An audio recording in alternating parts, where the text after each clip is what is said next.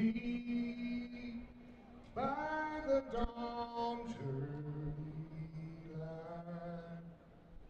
What so proudly we hailed at the twilight's last gleaming, whose broad striped and bright star through the perilous fight, o'er the ramparts we walk, we're so gallantly streaming, and the rocket track there, the bombs bursting in air, gave proof through the night that our flag was still there. Oh, say does that star-spangled banner yet wave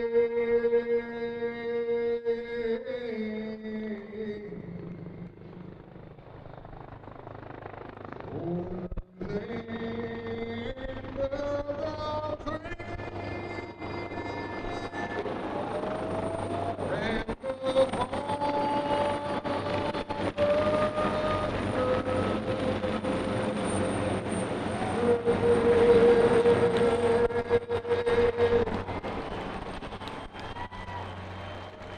Let's hear it for Austin Edwards.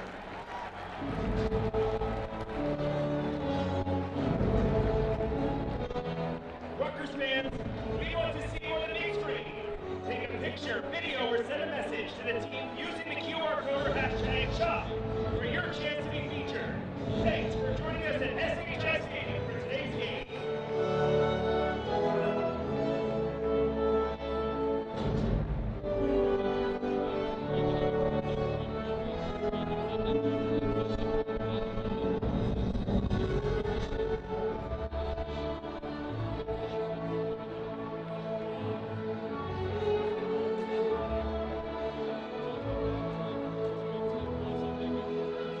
Remember to use hashtag #OurHeroes and hashtag #CHOP to be featured on today's video board. And thank you to all of our Armed Force heroes.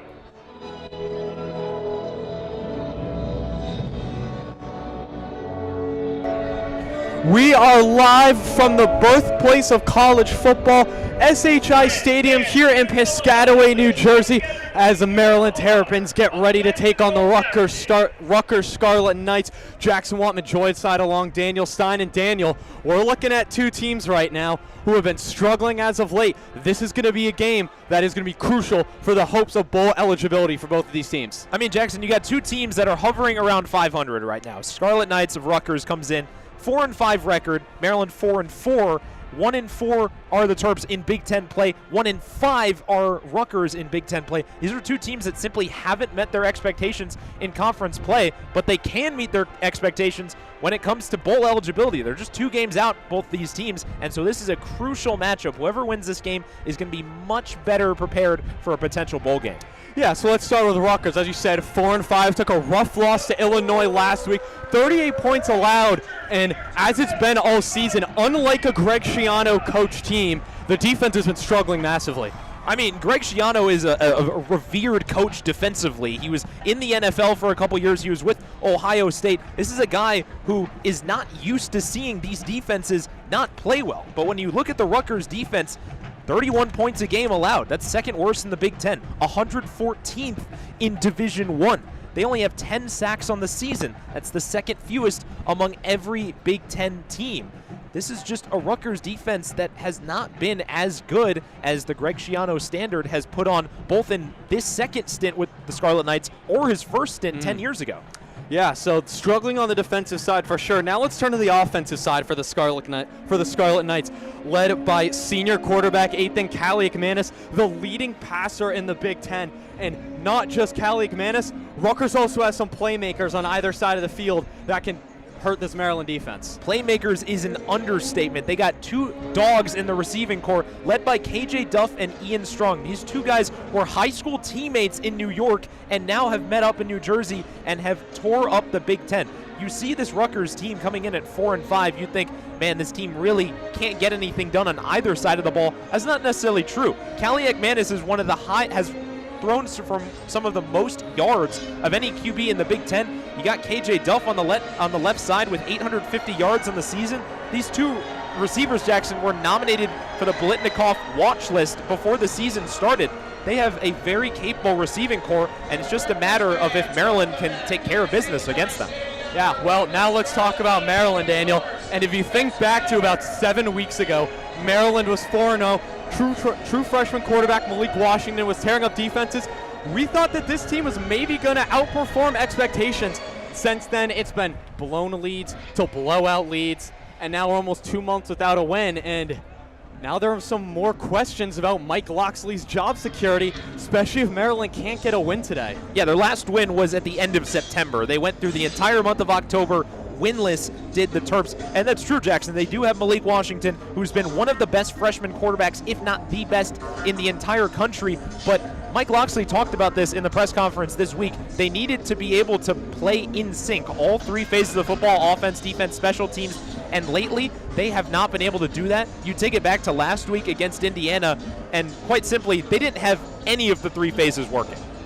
Yeah, I mean, you talk about last week, a 55-10 loss for Maryland against number 2 Indiana. Thought that game was maybe going to look a little different. Jamari Glasgow picking off Fernando Mendoza on the very first drive. They got a 3-and-out on the next drive defensively. Only 3 points coming from that. Mike Loxley also said in his press conference this week that the offense didn't take advantage of the opportunities the defense gave them in those first 30. Defense didn't do the same in that 30. So that's something that they're really going to need to get together in this game. And you look at the rest of Maryland's schedule. They sit at 4-4 right now. Rutgers is going to be a game where this is really a must-win. You know, you go to Illinois next week. That's going to be a difficult game. You then welcome, as of right now, number 21 Michigan into College Park. And then you go to Ford Field to take on Michigan State. If Maryland is going to get to 6 wins, today is going to have to be one of them. Yeah, their next 3 of 4 games are on the road, and that includes the one we're at right now here in Piscataway, New Jersey. This is a must-win. You need 6 wins to be in bowl eligibility. Maryland has been to plenty of bowl games under Mike Loxley, didn't get to one last year, and they're within striking distance, but they need to pick up the pace, especially on offense, but they also need to make sure they can hold off this Rutgers offense on the defensive side of the ball.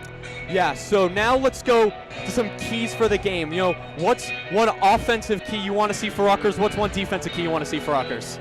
Offensive key I want to see for Rutgers is find their playmakers. They have plenty of good receivers. We talked about Strong and Duff. DT Sheffield out of the slot is going to be a guy who, if he plays today, is going to be really tough to stop. This is a Rutgers offense on paper that's very good. Ethan Kaliakmanis, one of the most experienced quarterbacks in the Big Ten.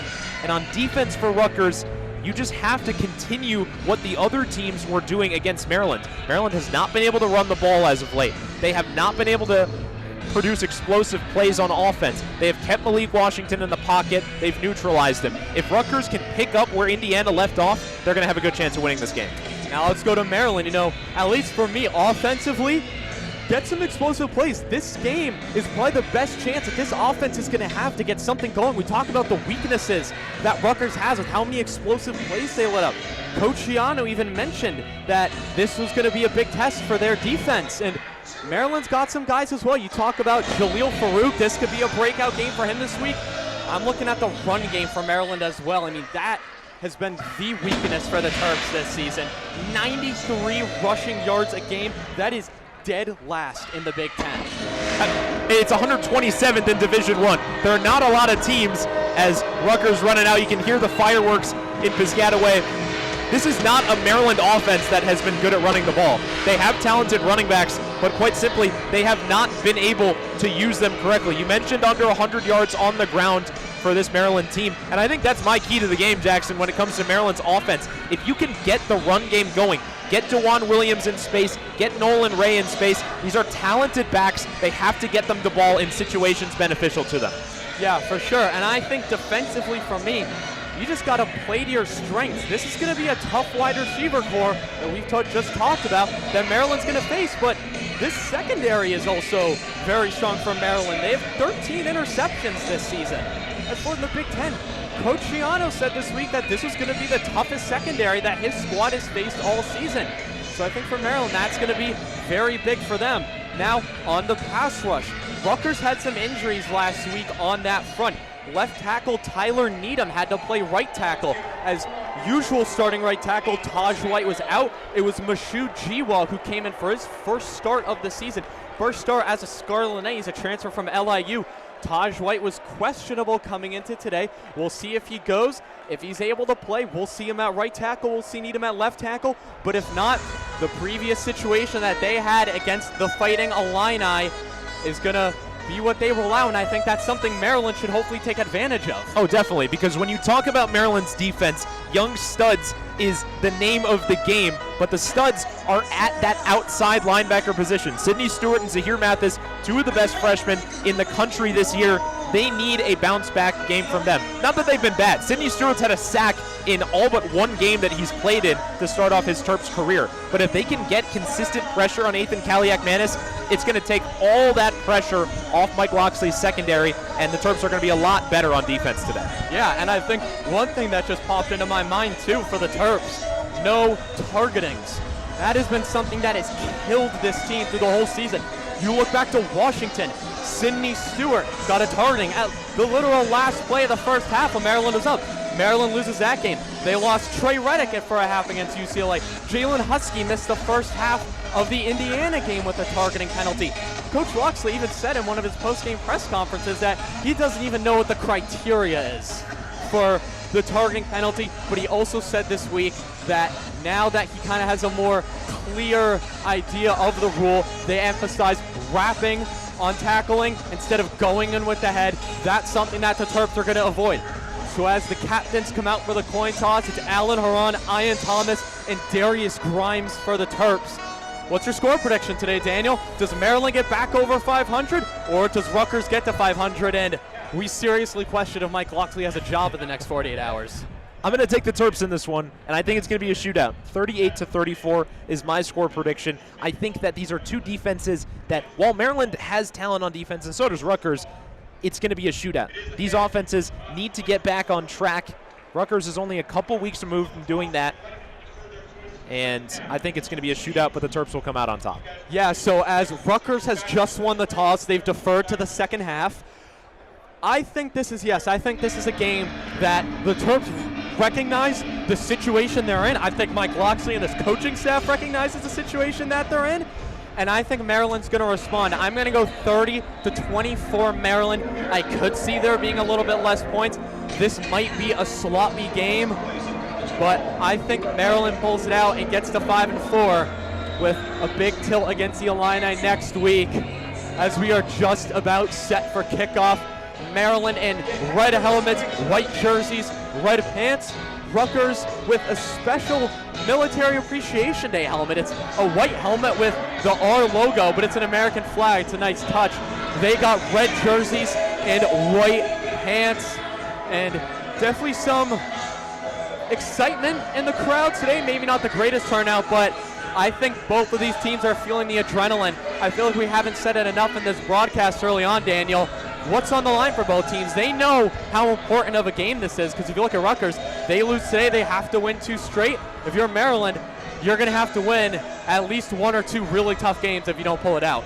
Yeah, there's plenty of adrenaline on both sides of the ball here. SHI Stadium is not the most full, and it makes sense because Rutgers is not exactly the cream of the crop when it comes to the Big Ten, but these are two teams that are playing for their seasons right here. You want to play an extra game in January, it starts right here on November 8th as Rutgers gets ready to go. And we'll get Maryland's offense on the field first to start off the game. It is going to be Jai Patel 4. Jacob Anderson 4. Rutgers. As for Maryland, it is true freshman running back Iverson Howard getting ready to return the kick. Almost ready to go.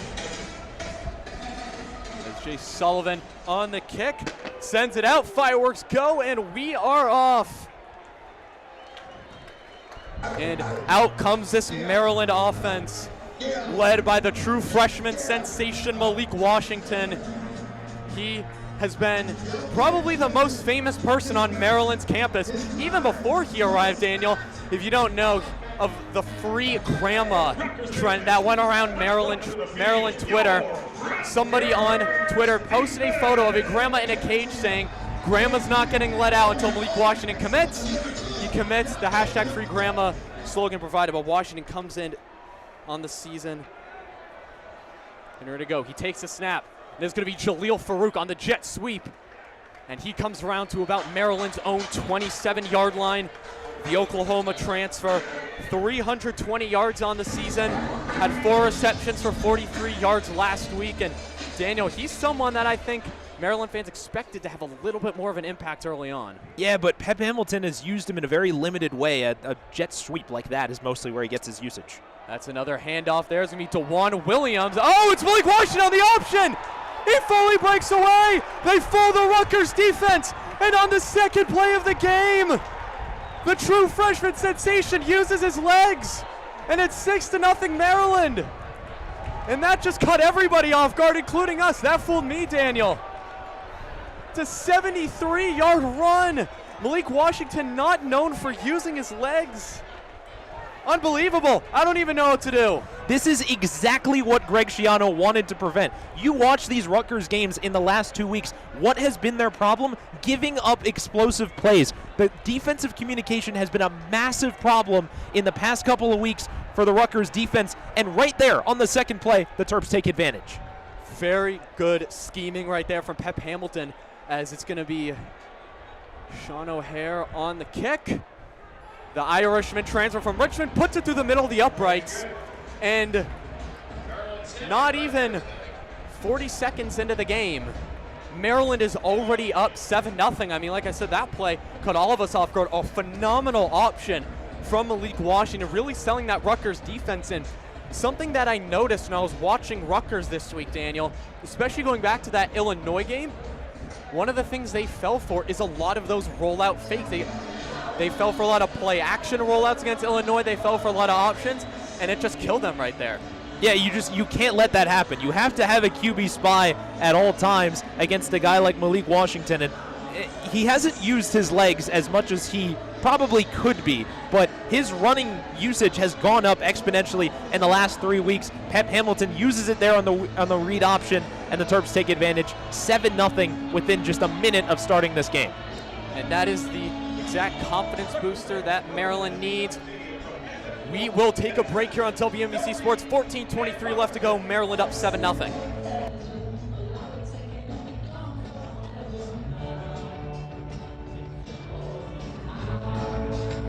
Rutgers fans, we want to see you on the big screen.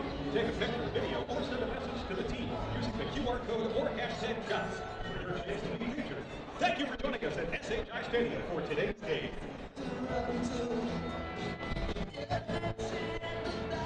Also use the hashtag #HeroesTo be featured on today's video board.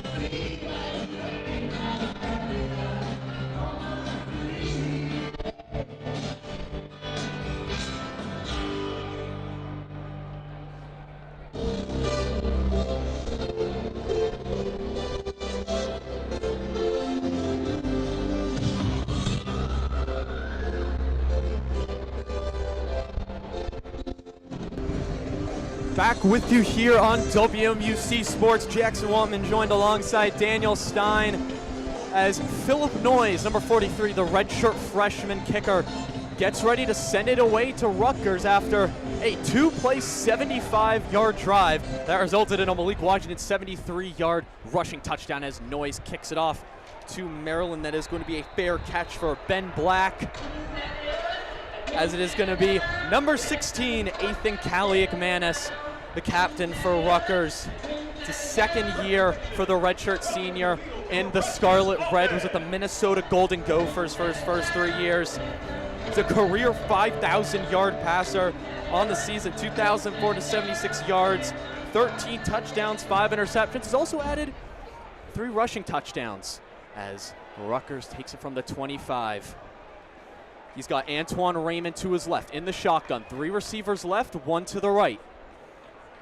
Kaliakmanis surveys the defense, takes the snap, hands it off to Raymond. Raymond cuts back, tries to get over the middle, and is tackled for about a gain of 9 up the right hash.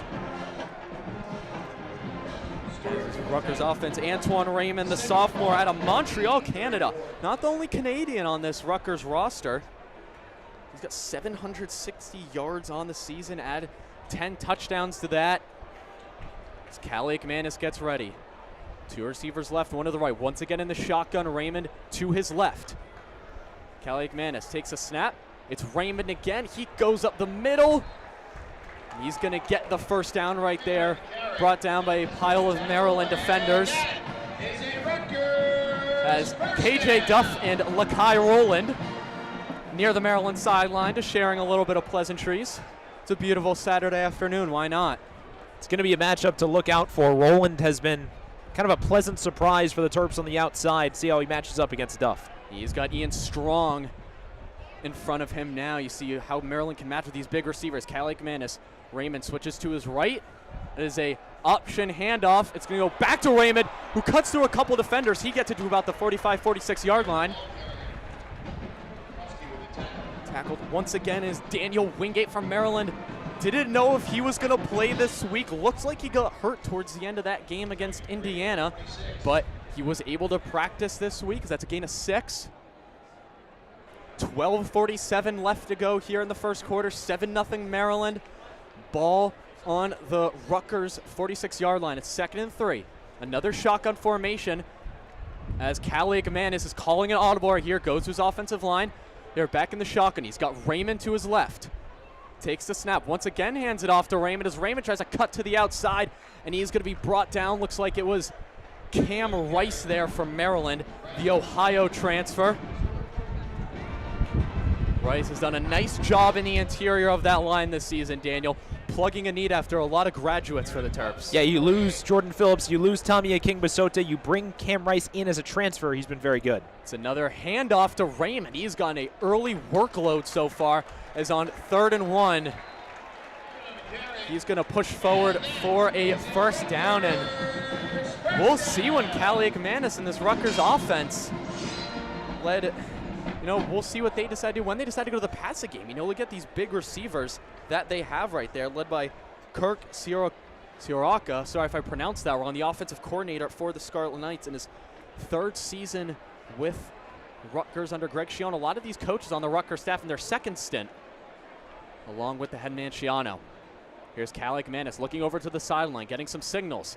Adjusts the play again. It's the 2nd time he's done that so far. Takes it back up into the shotgun. Takes a snap. It's another handoff to Raymond, who slithers away from 1 tackle but is quickly brought down. So not a lot of chunk plays for Rutgers early on in this run game, but they're getting a few yards each time. It's not a bad way to break down. They are moving down the field. This is going to be 2nd and 8, 11 minutes to go. Yeah, that's 6 consecutive carries for Raymond. This is what Rutgers does. They're out of the shotgun most of the time with these delayed read options. Kaliakmanis holds on to the ball as long as humanly possible before handing it off. 10:47 left to go here in the first. Kaliakmanis takes the snap. Passes for the first time. He throws downfield. It's caught over the middle, and welcome to today, KJ Duff. His first reception of the day gets a first down, and that is going to be just at about the 25-yard line. Nice play for Duff, cutting over the middle, got inside that Maryland secondary. And that is another first down for the Scarlet Knights, who are slowly but surely making their way. It's a 20-yard catch. Now it is trips right, 3 wide receivers to Calic Manis' right. Raymond right next to him in the shotgun. Switches the play again, a lot of in-play adjustments. 5 seconds left on the play clock.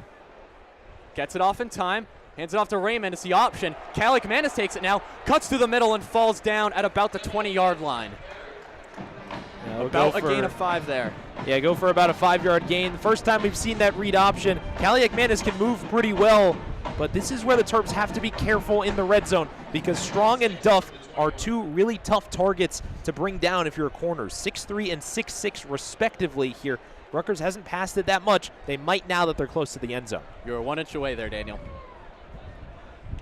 It's Calic Manis. 3 receivers to his left. Raymond next to him in the shotgun. 10 seconds left on the play clock as he adjusts the play quickly. 9:18 left to go in the quarter. Calic Manis takes the snap. Hands it off to Raymond, who tries to bounce around to the outside. Misses a couple tackles. And he is fighting his way down about the 10-yard line as there is a Maryland player down on the field. 9 minutes left to go. That's not good. That's Sidney Stewart down. Looks like he's just going to stay down now that they've whistled it off. But we just mentioned him as one of these players to watch on Maryland's defense. And Mike Loxley talked about how the Terps don't have a lot of depth, especially on the defensive side of the ball. It's forced Stewart and Mathis to play more often, and Stewart has been banged up for a lot of this season. He finds himself down again. Yeah, that is a key loss for the Terps. Stewart came in as one of the true freshmen of this highly coveted and highly anticipated recruiting class for Mike Loxley and the Terps. He's got 6 sacks on the season as a true freshman. Likely are going to see him on that freshman All-American team by season's end, but you know, looks like he's walking off under his own power. We'll see if it's anything serious. If not, Stewart likely going to see number 56, D.D. Holmes, the transfer from Florida State, coming in for him. But for however many plays that Stewart can't be on the field, those are going to be hard plays for Maryland to be without him. He's been the engine of that Maryland pass rush. Yeah, a guy who I think was a little bit overlooked coming in as a Terp, but has really seized that outside linebacker job, and that's a tough loss for the Terps. It's Calic Manis now at the Maryland 11. Takes the snap. It's pass. He throws. It's going to be caught. Down at the 2-yard line. 8.5 minutes left to go here. That's going to be D.T. Sheffield, the North Texas transfer on his 4th school. It's his first reception of the game. It's going to bring the Scarlet Knights to the Maryland 5. It's a gain of 6. And now we'll see if they use either Strong or Duff as a lob threat. It's 3 receivers stacked to the right. He comes Strong in motion. He goes left, bounces right. Calic Manis takes a snap, throws it to Strong, and he loses the ball. Looks like he caught it. And it goes down. It's a turnover.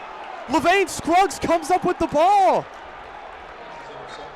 It looked like Strong caught the pass. It bounced up into Levain Scruggs' gloves. I think that's going to go down as an interception. That ball bounced off the hands of multiple players, and that is a turnover for Maryland. This game could not have started any better for the Terps. Well, this is what you talked about, Jackson. Getting these turnovers for Maryland was going to be critical, and that could not have come at a better time. I got to say, a little surprising after a first down throw to Sheffield. Just looking on the board, yeah, Scruggs got that ball. This ball was deflected twice. It just goes right through Strong's hands, then off the hands of a Maryland corner, and right into the hands permanently of Levain Scruggs. But that's exactly what Maryland's defense has done. They've been some of the best ball hawks in the country, and the Terps are going to be on their own 1, but they prevented a Rutgers score. That is the Big Ten leading 16th interception for the Terps this season. It's Scruggs' 2nd, and we are going to take a break here on WMUC Sports. 7-0 Maryland, 7:53 left to go in the first quarter. We'll be back with you in a moment.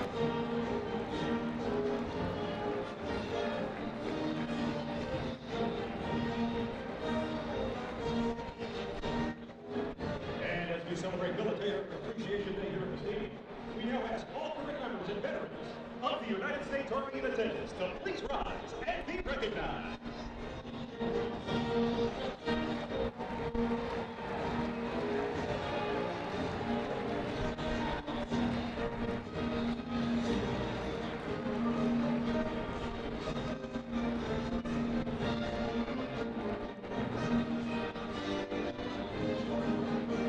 Thank you for your service. Hoorah! And go Army!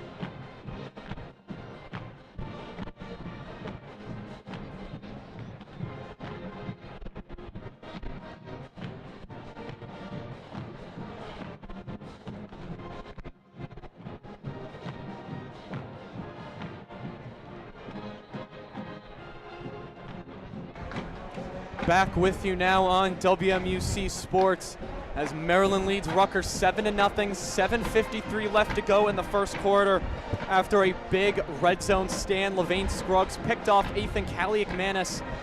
Maryland will start backed up at their own 1 yard line, but a big turnover for the Terps. It was Kaliakmanis' 6th interception of the season as Malik Washington comes back out onto the field to lead this offense after a huge 73-yard touchdown run on the second play of the game as he is under center in the single back formation.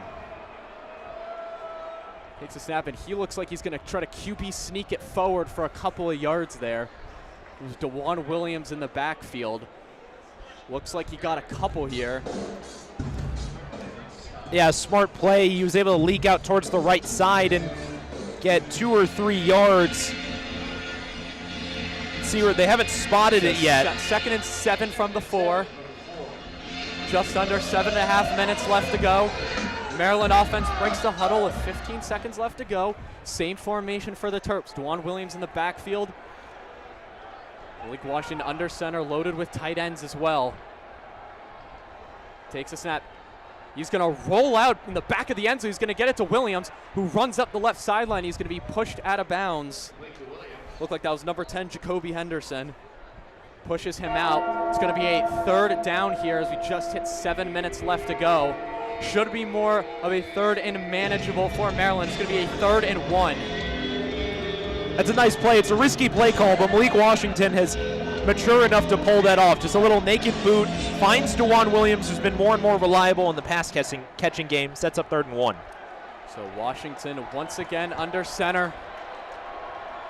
DeJuan Williams in the backfield, 1 wide receiver. It's Caleb Love out to the left. It's going to be a handoff to Williams.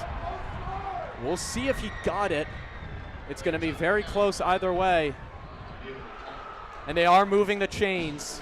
So it's going to be a 1st down for the Terps at the 12-yard line. About a gain of 2, just what he needed. It's going to be a Maryland 1st down. 6:11 left to go here. Still 7-0 Maryland at their own 12-yard line. But a key 1st down. It's going to be 3 wide receivers to Washington's right, 1 to his left. He's in the shotgun now. Takes the snap. It's an option. He's going to hand it off to Williams, who had some open space. He's going to cut up field. And that was a nice gain for Williams, who is looking to break out. Had a nice game last week against the Hoosiers, including a huge 50-plus yard touchdown. And we'll see how much of the carries he gets as opposed to Nolan Ray, but as Washington immediately gets set. 5.5 minutes left to go. Takes a snap. Another run pass option. He's going to give it to Williams again. And he hounds upfield. Williams running very aggressively to start. And after a 9-yard gain on 1st and 10. It's going to be another first down for Williams. It's going to be on the 34-yard line, 5:15 left to go. Yeah, they just run the exact same play. It's just a delayed inside zone, and Malik really holds on to that ball. Nice couple of plays by Williams. It's a gain of 13 for the redshirt freshman. Washington takes a snap, sits back in the pocket, not under a lot of pressure, fires it over the middle. It's caught. It's Dorian Fleming. Fleming, the Georgia State transfer, moves the chains, and it's going to be Maryland at about Rutgers' 45-yard line. Nice play for the Terps. Going to be right at about midfield now. The 48. Same formation, 3 wide receivers to the right. Washington, another run-pass option. Here's Williams now. He's going to get way less on this one. Looks like it's going to be about a gain of 3 or 4 as we have 4.5 minutes left into the first quarter. Maryland still leading 7-0 and getting in a nice groove on offense. Big thing too here, Daniel. They're getting the run game established. Yeah, that's what you want to do, especially with this Maryland offense. We've talked about their struggles in the run game, but not uncovered on that play with that last throw to Dorian Fleming. Washington takes a snap in the shotgun again. He's going to dump it off to Fleming again, who runs up the left sideline. He refuses to go down. Multiple flags thrown. We will see what the call is. See if players start moving back. Might be a hands to the face. Might get a face mask here on Fleming. We'll check the call. No indication yet, and it looks like Fleming did grab the face mask of Abram Wright. This one's going to be coming back. And Maryland ranks in the Big Ten. They have the 4th most penalties per game, 6.1. And you talk about this offense being in a groove. Had a nice play redacted right there. Yeah, that's a tough play, and you see more and more of those offensive face mask penalties called. Dorian Fleming has been getting open over the middle on this drive. He's going to check out on this particular play. You can't grab the face mask. You can put your hand on it when you're running. You can't close your fingers like that, and it wipes out a big play for the Terps. Wipes out a gain of 19 yards to be specific, so Maryland right back to where they started. It's going to be 2nd and 12 at the 50. 3:45 left to go. It's Nolan Ray in the backfield. He motions out to the right. Washington with the swing pass. Ray tries to cut back up the sideline. He's going to be immediately tossed down. That was Bo Masco, the junior from Kissimmee, Florida, was there to bring him down. So it's only going to be a gain of 1 on Rutgers' 49-yard line, 3rd and 11. 3:20 left to go. And Maryland now 43 of 118. That's good for 36% on 3rd down conversions. As this Rutgers Stadium has filled in a little bit more since the game started. Malik Washington alone in the pocket. Under pressure, it's knocked down. A really nice stand by Rutgers. And now what was looking to be another promising drive for the Terps is going to end in a punt. It's going to be Bryce McPherson, the redshirt sophomore, Notre Dame transfer, 2nd season with the Terps. It's going to be Ben Black taking the return for Scarlet Knights.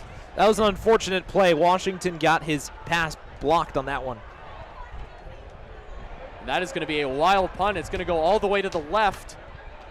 And it's going to bounce out of bounds at about the 19-yard line. Lakai Rowland was near it as both teams go to their respective sidelines as we will go to timeout here on WMBC Sports Radio. Maryland leading Rutgers 7-0. 2:59 left to go in the first quarter. We'll be right back.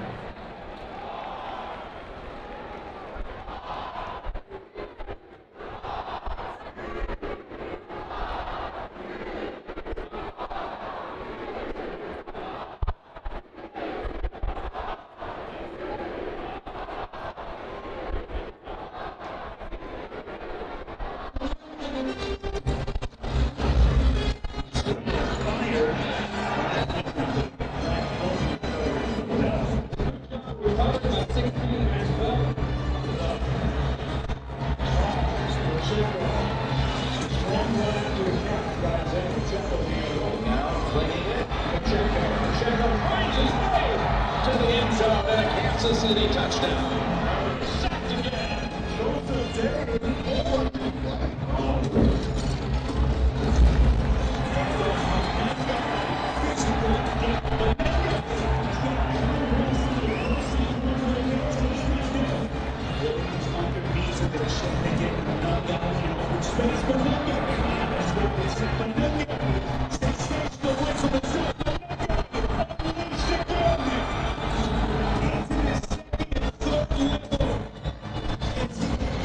Going on with the nation. It's Colin Miller.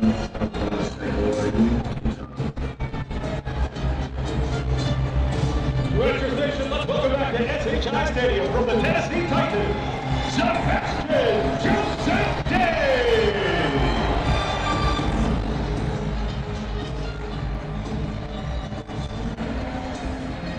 Back with you now on WMUC Sports. 2:59 left to go in the first quarter as Maryland's promising drive ended with a punt after a face mask penalty on tight end Dorian Fleming. It is now Ethan Kaliak-Manis leading the Scarlet Knight offense onto the field for their second drive that after the first one ended in an interception inside the 5-yard line. He's got 2 receivers to his left, 1 to his right. He's got Antoine Raymond in the backfield with him at the 19-yard line. 10 seconds left on the play clock. Kaliak-Manis takes a snap, sits back. It's going to be a quick dump out to tight end Kenny Fletcher Jr. It's going to go for about a gain of 7. Fletcher Jr. missed the game against Illinois last week, came into today questionable, but he is available today and makes his first catch of the game. It's going to be 2nd and 3 from the 26-yard line. Kaliak-Manis gets ready to go. Rutgers now running a lot more plays out of the shotgun. You haven't seen them under center very much. We'll see how that Maryland defense adjusts. Kaliak-Manis sends Raymond to his right, takes a snap. It's going to be a handoff to Raymond, who's going to just about get back to the line of scrimmage. And Maryland front 7 clogged that running lane very quickly. Going to go for just about a gain of 2 yards. Got a little more there. So it's going to be 3rd and 1, 2 minutes left to go here in the first.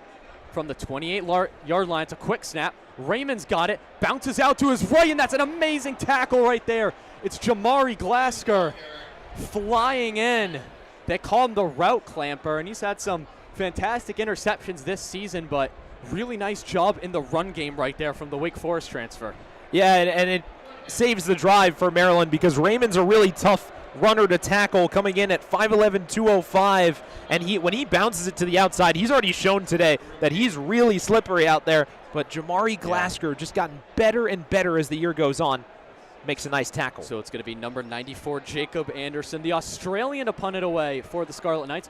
Looked like Rutgers was maybe going to line up to go for it on 4th and 2, but they won't. It'll be Jaleel Farouk at the Maryland 20-yard line, and Anderson ran off to his right a little bit. Farouk signals for a fair catch on the left side, and Malik Washington's going to bring his guys out right at about the 31-yard line as we will go to break here. 1:09 left to go in the first quarter here at SHI Stadium in Piscataway, New Jersey. The Maryland Terrapins lead the Rutgers Scarlet Knights 7-0. Jackson Wantman, Daniel Stein. We'll be back with you in a moment. Rutgers fans earlier today, in honor of Military Appreciation Day, Rutgers senior and offensive lineman number 65, Brian Felter, led the team out with the American flag in honor of his family members who are in the military. Let's hear it for the Felter family and all of our military members in attendance today.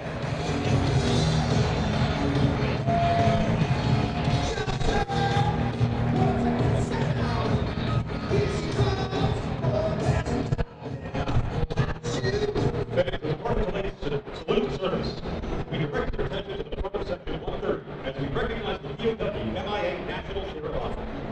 The Chair of Honor was dedicated in 2015 and serves as a reminder of those that made the ultimate sacrifice for our country. The chair remains permanently unoccupied to remind us all that even though our soldiers may not be here, there's always a space for them right here in Piscataway, New Jersey.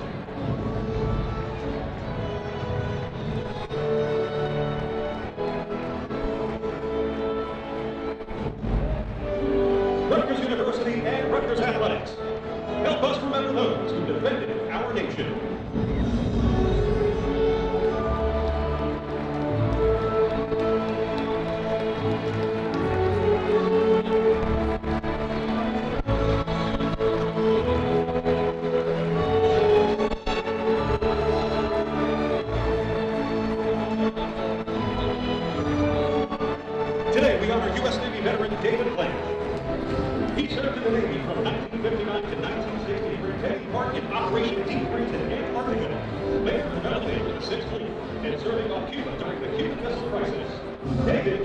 turned 88 years old.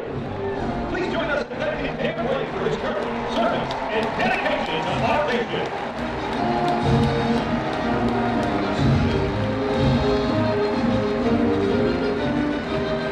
We ask all current members and veterans of the United States Navy in attendance to please rise. Welcome back and to be this edition of recognized. Maryland football here on WMUC Sports as the Maryland Terrapins lead the Rutgers Scarlet Knights 7-0 with 1 minute 9 seconds left in the first quarter as Malik Washington gets set to lead the Terps off to their third offensive drive of the game, and bringing it back a little early to give you an injury update.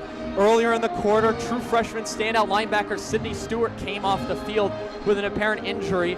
He is walking up and down the sideline, seems to be limping just a little bit, but seems to look better than what initially you may have thought with that injury right there. Yeah, it didn't look good, but he's back out there. He's got a helmet on. We'll see if he's out there for the next defensive series. But for now, it's Malik Washington and the Terps looking to expand its lead. As Washington now gets set to lead the Terps.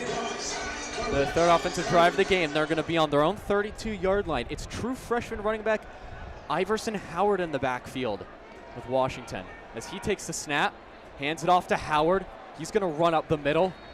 He's going to be stopped within that Rutgers defensive line.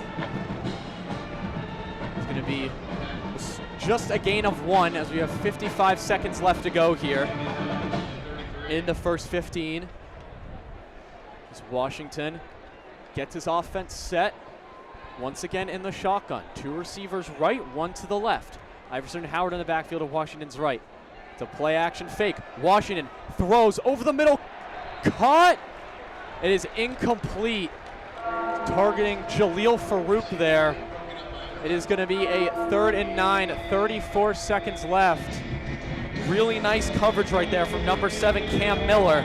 And his first season, the Penn State transfer. That's his 4th pass breakup of the season.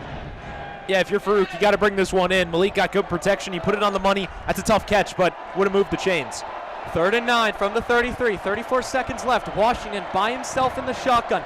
Takes the snap. Dances around. It's a blitz from Rutgers. Washington has to run to his right. Throws it to the sideline. And it is going to go out of bounds. As the Rutgers defensive line led by standout tackle Eric O'Neal. We're flying on number 7. That is going to be 4th and 9. 27 seconds left. And it's going to be Bryce McPherson coming out for a second punt of the day after that 3 and out from the Maryland offense. Yeah, it's just a tough go, and this is what Mike Loxley wants to be better at. They're really not getting out to a good start offensively on any drive. The Terps have not been able to get started on first down enough. It sets up that 3rd down and long. Now you punt it back to Rutgers in the final 25 seconds of the quarter. McPherson, and he shanked that punt. It's going to bounce just to about the Rutgers 46-yard line. That ball was snapped at Maryland's 33, so not a successful punt right there from McPherson.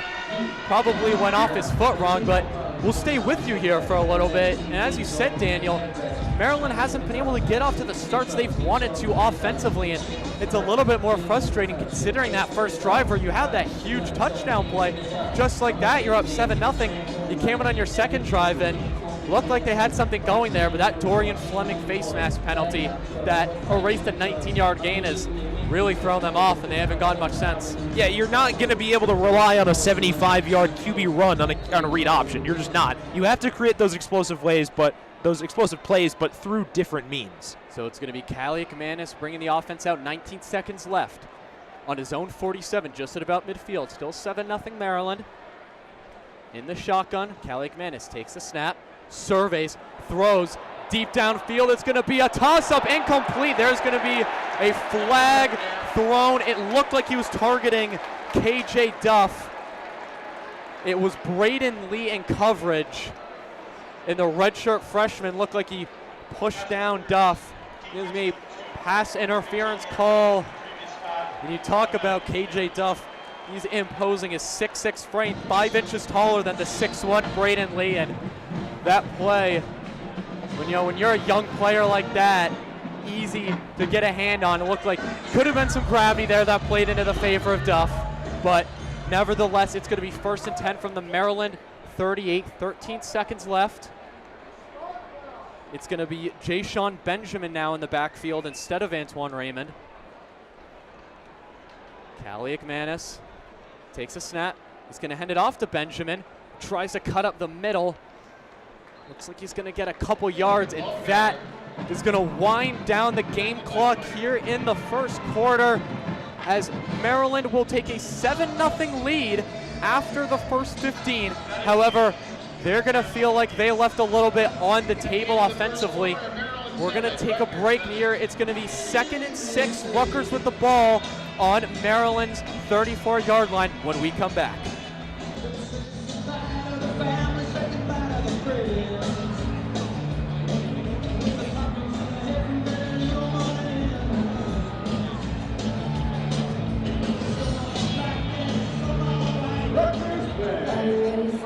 Welcome to the field, your Rutgers University dance team. In the middle of the night, my dreams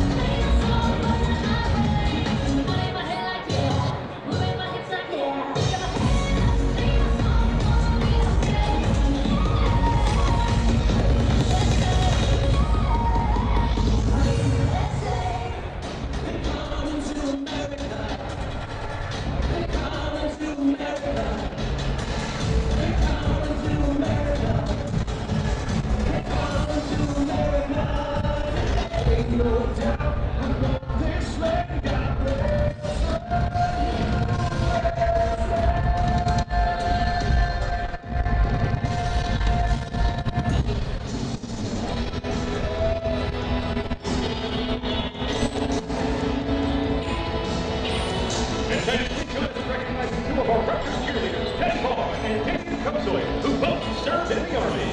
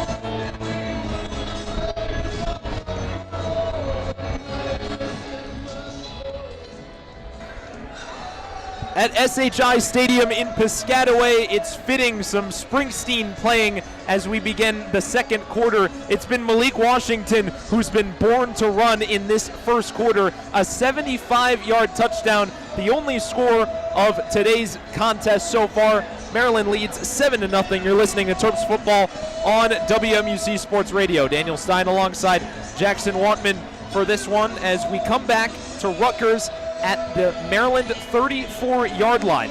Sidney Stewart is back in the game for the Terps. We talked about how he left after being injured about halfway through the quarter. But now Rutgers, after inheriting great field position, will look to tie this game up. First play of the second quarter, shotgun set for the Scarlet Knights. Two receivers to the left of Kaliakmanis, one to the right. First down toss to Jashawn Benjamin. He bounces it, gets past Daniel Wingate, and is brought down just south of the 30-yard line. Short pickup for the Scarlet Knights running back, as this Maryland defense has been on the field a lot. Maryland has outgained Rutgers in this game 141-82 before that last play, but they're pretty even on passing yards, and the Terps have been carried by that long rushing touchdown. They do have over 100 rush yards in the game, which is higher than their season average. Here's 3rd down and 3 from the 31 of the Terps.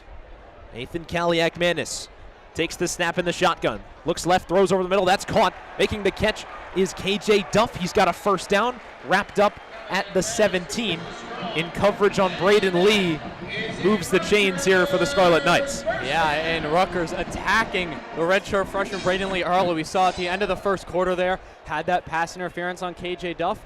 They threw at number 2 again, and talk about Rutgers controlling a lot of that clock. That was the 5th passing attempt of the game so far. Already 12 rushing attempts for the Scarlet Knights. Duff 6 touchdowns on the season, over 850 yards coming into this game. Leads the Big Ten in receiving yards. A tough matchup for any corner. And he's made his impact so far today. Ball on the 22, 13:35 to go in this 2nd quarter. 7-0 Terps ahead. Kaliak-Manis takes the snap out of the shotgun, faces the Terps blitz. Under pressure, he rolls out left, throws. It is hopped up, caught off the deflection by Duff at about the 17. Now they're going to say incomplete. We've seen a couple of deflections in this game. Facing the pressure, Kaliak-Manis got it away, and the Rutgers receiver couldn't bring it in. Although another look on that replay to our right says it was actually Ian Strong who might have made the catch here.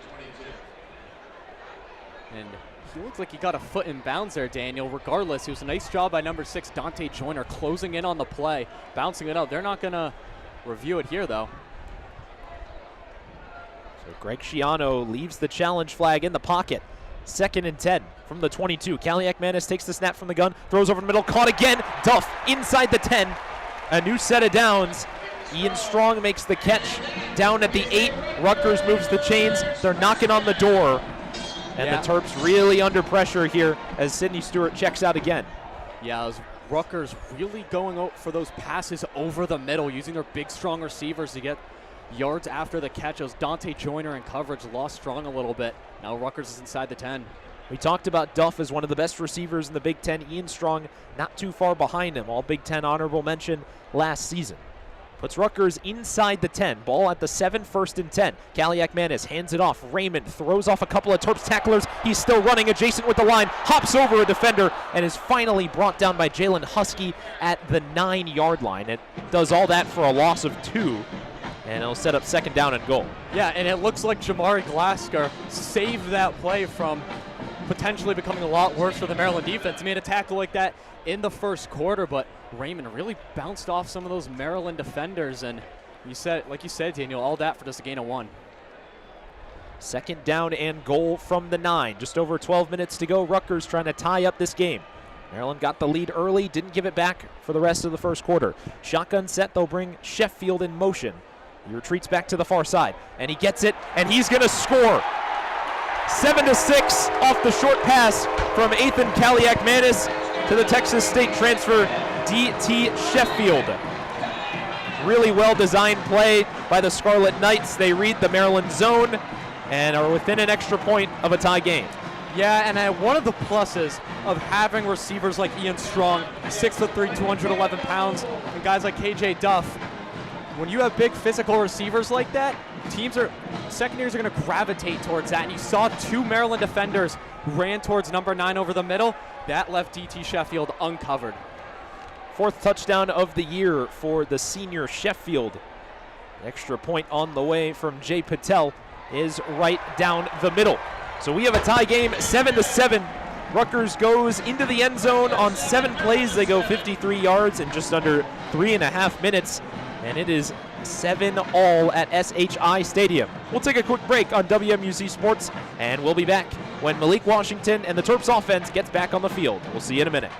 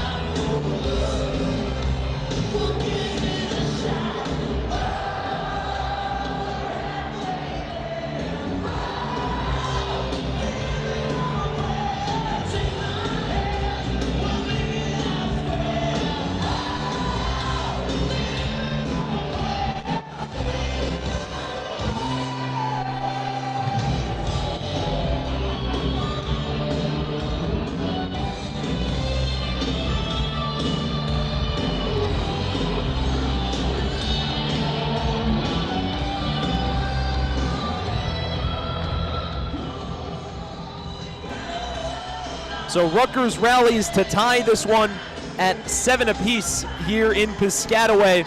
A good game brewing between the 4-4 Maryland Terrapins, 4-5 Rutgers Scarlet Knights. We're going to get Malik Washington and the Terps offense for their 4th go-around on offense. After starting out with a touchdown, they have punted twice and have not taken that much time off the clock. It's been a couple of costly penalties that have hurt the Terps, but they have an opportunity now as they will try to take this lead back. It'll be Jack Scullion to kick away for the Scarlet Knights. Just scored a touchdown off the catch from DT Sheffield from Ethan Kaliak-Manis. Now, before we get to the kickoff here, Daniel, just something I'm seeing on the sideline right now is number 75, Ryan Howerton, the sophomore offensive lineman for the Terps. Looks like he's in that huddle with that offense ready to go out. I do not see number 66, Alou Ba, there. You see every other lineman right there. We'll see what happens with that. Here's the kick away. Iverson Howard fields it at the 7. He gets a block, advances past the 15, close to the 20 before he's brought down. So the Terps will start from the 19. We will see where Ryan Howerton fits into this offense. It has been a line that really hasn't changed all season long. And there's a couple of holdovers from the previous season. Ratrell Perry is the big incoming name. He's at left tackle, the former All-NEC man at Central Connecticut State. He's still in that huddle. And so Howerton, we're watching where he is. It looks like he might play right guard here, given the personnel on the field. Looks like he will slide into that right guard spot, normally where Bob plays. So good catch, Jackson. Malik will start from the 19. Nolan Ray is the back, 2 receivers to the left. Jalil Farouk in the slot. Caleb Webb out wide. 2 tight ends for the Terps. Washington hands off. Ray sweeping away, breaks 1 tackle and gets past the line of scrimmage. Scurries over to the 22. A 3-yard gain for the redshirt sophomore Nolan Ray out of Southfield, Michigan. A guy who has been kind of overlooked in this offense because of DeJuan Williams' ascension to that lead running back role. Of course, we have really beaten into the ground that this Terps team has not been able to run the ball this season, but Ray scraps together a solid gain on first. 2nd and 7 from the 22. 11:18 to go in the second quarter. Terps working from right to left. Rutgers left to right. Washington claps his hands, takes the snap, another delayed handoff. Williams up the middle, past the 25, up to the 28. He is real close to the first down. They're going to mark him about a yard short. 3rd down and 1 coming up. Terps just trying to get to the 29 here. Good game for Williams. Yeah, Williams doing a nice job running really aggressively today, and I think that's what sort of separated him from Nolan Ray in this offense. That when you have a running back who can just get downhill and lay his shoulder into guys, that helps you a lot more. He's still in on 3rd and 1. Ball is placed at the 28. Tight formation for the Terps at a single back. Washington under center. He's got Fleming and Williams in the backfield. They give it to Williams.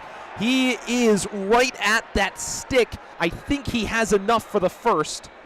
We'll see where they mark him. He got about a yard. Looks like they're pointing that way. They are moving the chains. And it is a first down. So hard earned, but the Terps make the play. That was Abram Wright who got in there and really tried to hold Williams off. Yeah, it was another really nice run from Williams. He's averaging over 6 yards a carry to start the game. That was just his 6th. We'll see if Pep Hamilton starts handing him the ball a little bit more. New set of downs for Maryland now on the 30. Under 10 minutes to go. 7-7 here from Piscataway. Pistol set for Malik. 3 receivers to his left. Williams in the backfield, play action. Washington faces the pressure, throws deep down the field. He's looking for Shalik Knotts. It's long, incomplete. Washington took a hit. That was Bo Masco in coverage. 2nd down and 10 coming up. Yeah, that was number 99, Eric O'Neill. Flew into Malik Washington, bumped him down. Really nice pass rush. Just a little bit overthrown right there, but a nice job from Rutgers throwing Washington off his game. Eric O'Neill, just one of many crazy stories on this Rutgers team. He transferred in from James Madison, 2nd team All-American there before that, and in the FCS ranks among LIU, also an All-American there. 2nd down and 10. Washington from the shotgun hands it off right up the middle, goes DeJuan Williams, advances to the 33, a short gain, and once again it's going to be 3rd and long for the Terps. Williams not able to get that much done on the inside zone. O'Neill was in there as well. And it's 3rd and 8. Maryland 2 for 4 on 3rd down on the day. We'll see in this 3rd and long situation what Pep Hamilton cooks up.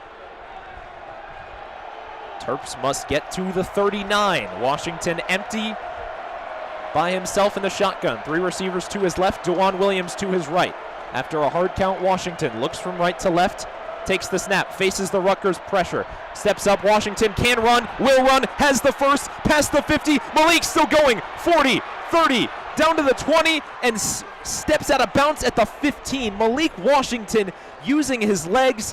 Greg Schiano refuses to put a spy on him, and Malik sneaks into opposing territory once again. Yeah, and I think for good reason. I mean, we've been talking about all season how Malik Washington doesn't use his legs. Even he said it himself, how it's something that hasn't really been a part of his game. He's always been more of a pocket passer quarterback. Not that he can't run, just wasn't really a dual threat guy, and he's been saying that he wants to run more, and lo and behold, he's got 3 carries for 130 yards.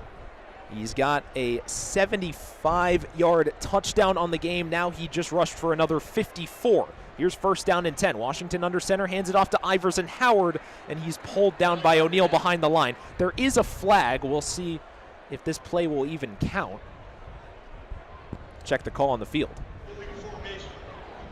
4 in the backfield offense. Backward penalty. 1st down. So illegal formation is the call. It sends the Terps back 5, and a whole new package will check in. Maryland will go with a lighter formation here on 1st and 15. Yeah, you don't want those penalties to kill the drives. Obviously still in the red zone right now, 1st and 15, but going back to that Malik Washington run, I think, nice job by him, really mature, recognizing the blitz on 3rd down and taking advantage of it. He's got 130 yards. That's almost 100 more than the next closest, DeJuan Williams. Here's a shotgun set with 3 receivers on the right, blown off again. We'll see if this was a timeout or a flag this time. It looks like a timeout. The referees are conferring. Ball is placed at the 19. Tie game 7-7 with 7:54 to go in the 1st half. Terps got out to a hot start on that Malik Washington touchdown drive in the 1st drive of the game. Then Rutgers responded on their last drive with a touchdown. That's where we stand. The 4 referees still conferring right on the 30-yard line.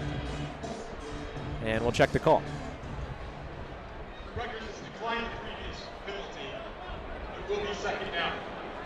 Okay. So a bit of a late decline from Greg Schiano, but so instead of 1st and 15 from the 19, it's going to be 2nd and 10 from the 14. Interesting choice right there from Schiano. You normally see that play if it's on like a 3rd or 4th down on the opposite side of the field, but you're in the red zone right now. I think, look, you and I are broadcasters, we're not coaches, but I think my rationale would be just take the yards, push them back a little further, make this offense work. The team that generally struggles in the red zone as well. Terps red zone offense has been a question. They got down a couple of times versus Indiana, couldn't do anything. What can they do on 2nd and 10 from the 14? Caleb Webb, the lone receiver outright. Washington, a broken play, keeps it on the option, gets to the 10, and is tripped up and falls forward for a gain of 4. And it will bring up 3rd down and long here. It looked like it might have been a broken play. It was actually an option. He could have pitched it to the right, opts to hold it. 3rd and 6 coming up. Yeah, that was the right read from Malik Washington. If he tried to pitch it, that would have been a fumble or a major loss. And now that he's run a couple times, they're trusting him with his legs.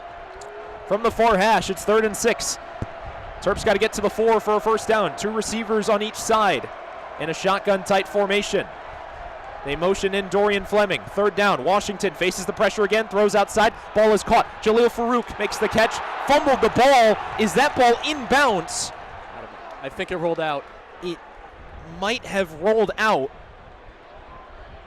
We'll see where they spot this. We're positioned about even with the near end zone here, so it means Fumble forward is out of bounds. Return to the spot of fumble. Or it will be 3rd down. okay. So Correction, it will be 4th down. the referee got it incorrectly. It's hard to see. We're looking at all the way across the field here, so especially on that near sideline, it's very difficult to see. It's 4th down and short. Yeah, that almost could have been disaster for the Terps. It's a nice catch for Farouk. That offense is staying out there, Daniel. 4th and 1 from the 5. You can hear the horn blowing at SHI. This is a big play. Terps are 6 or 14 on the year on 4th downs. They motion out to Juan Williams. Washington was going to keep it. It's blown dead. There's another piece of yellow laundry, and the Terps are really going to have to rethink this.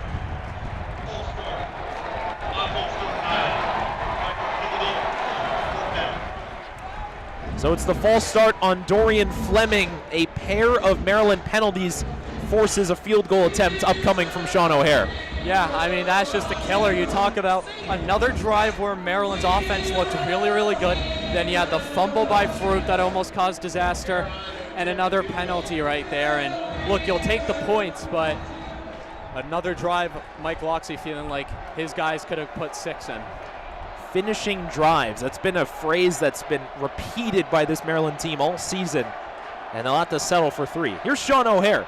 His first field goal attempt of the game is straight through the uprights, and Maryland takes the lead 10-7.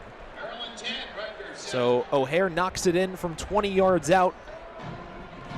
And we will take a break here on WMUC Sports. Maryland ahead of Rutgers 10-7. Ethan Kaliak, Manis and company will get the ball on the other side of the timeout on WMUC Sports.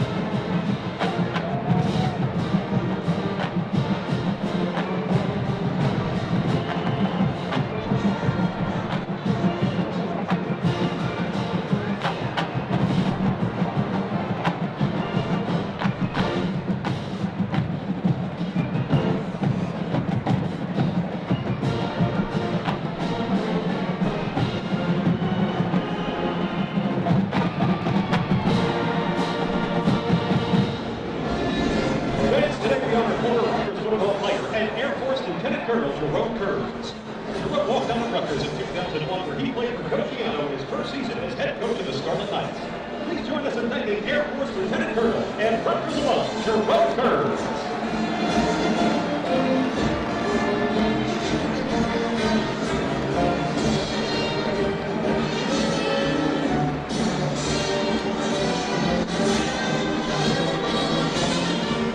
And fans, let's also welcome out of the wire Air Force, right here in New Jersey, Air Force veteran Joe Cunningham.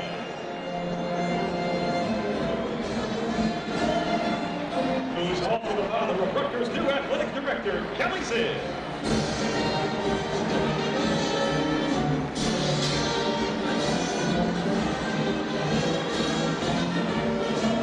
At this time, we ask for all current members and veterans of the U.S. Air Force to please stand and be recognized.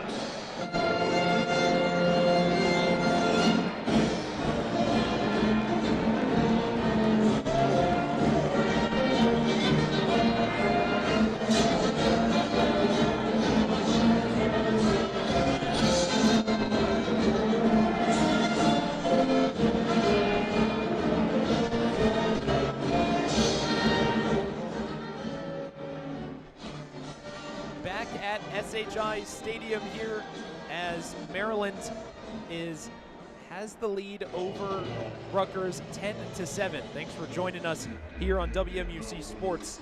It's been an interesting game so far. We saw a couple of turnovers potentially. Rutgers gave it up on their first big drive.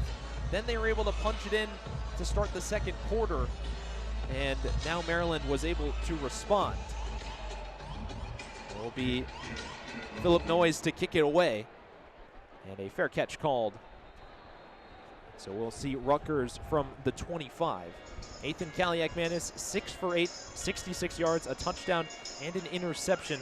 But this Maryland defense, Jackson, through a quarter and a half or so, just 7 points allowed. Not a bad showing so far.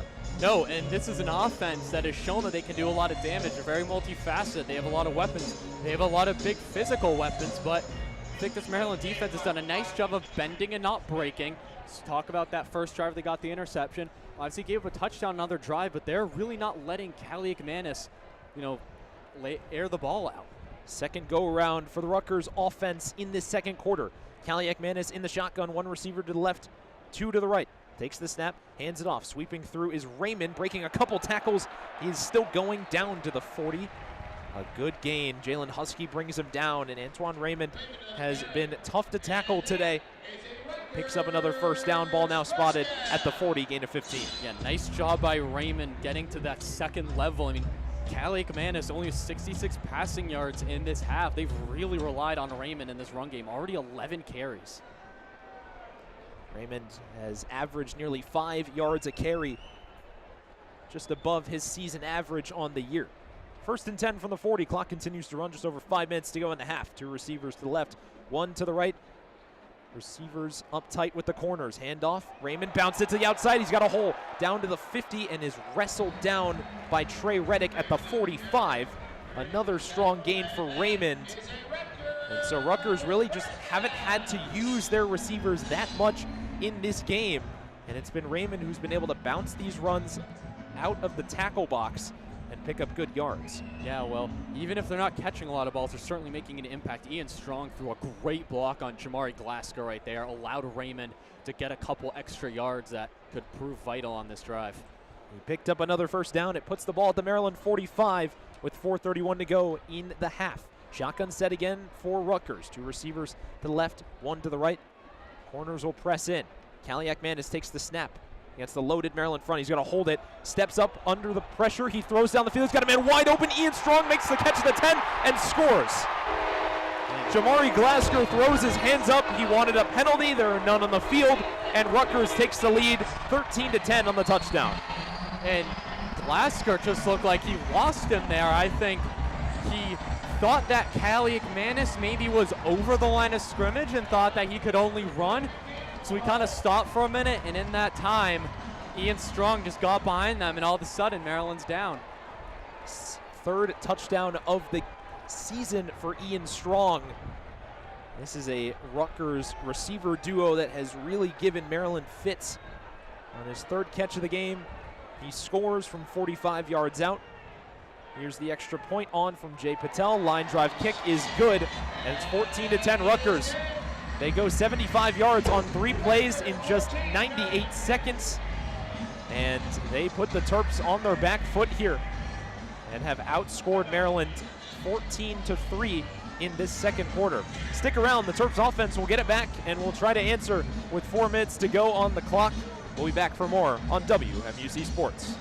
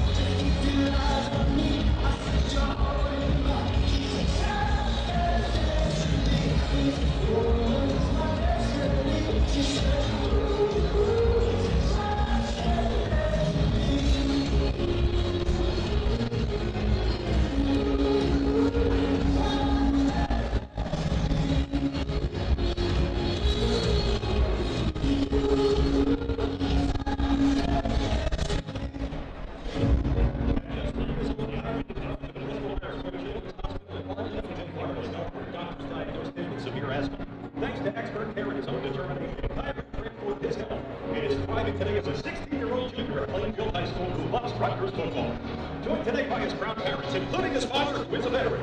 Let's give a warm Rutgers welcome to our shining man of the game, Kyrie Green. Thank you, RWJ Rutgers Health, the official healthcare provider of Rutgers Athletics.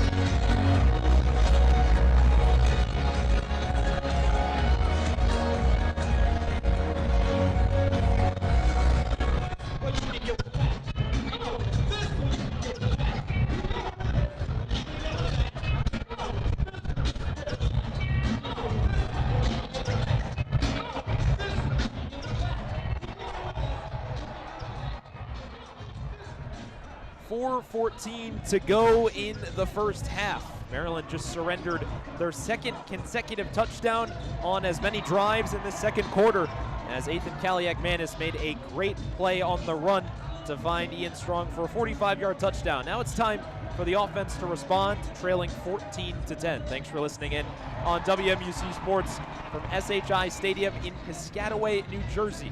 Both these teams, Maryland and Rutgers, fighting for bowl game eligibility, just 2 games out with 4 wins apiece.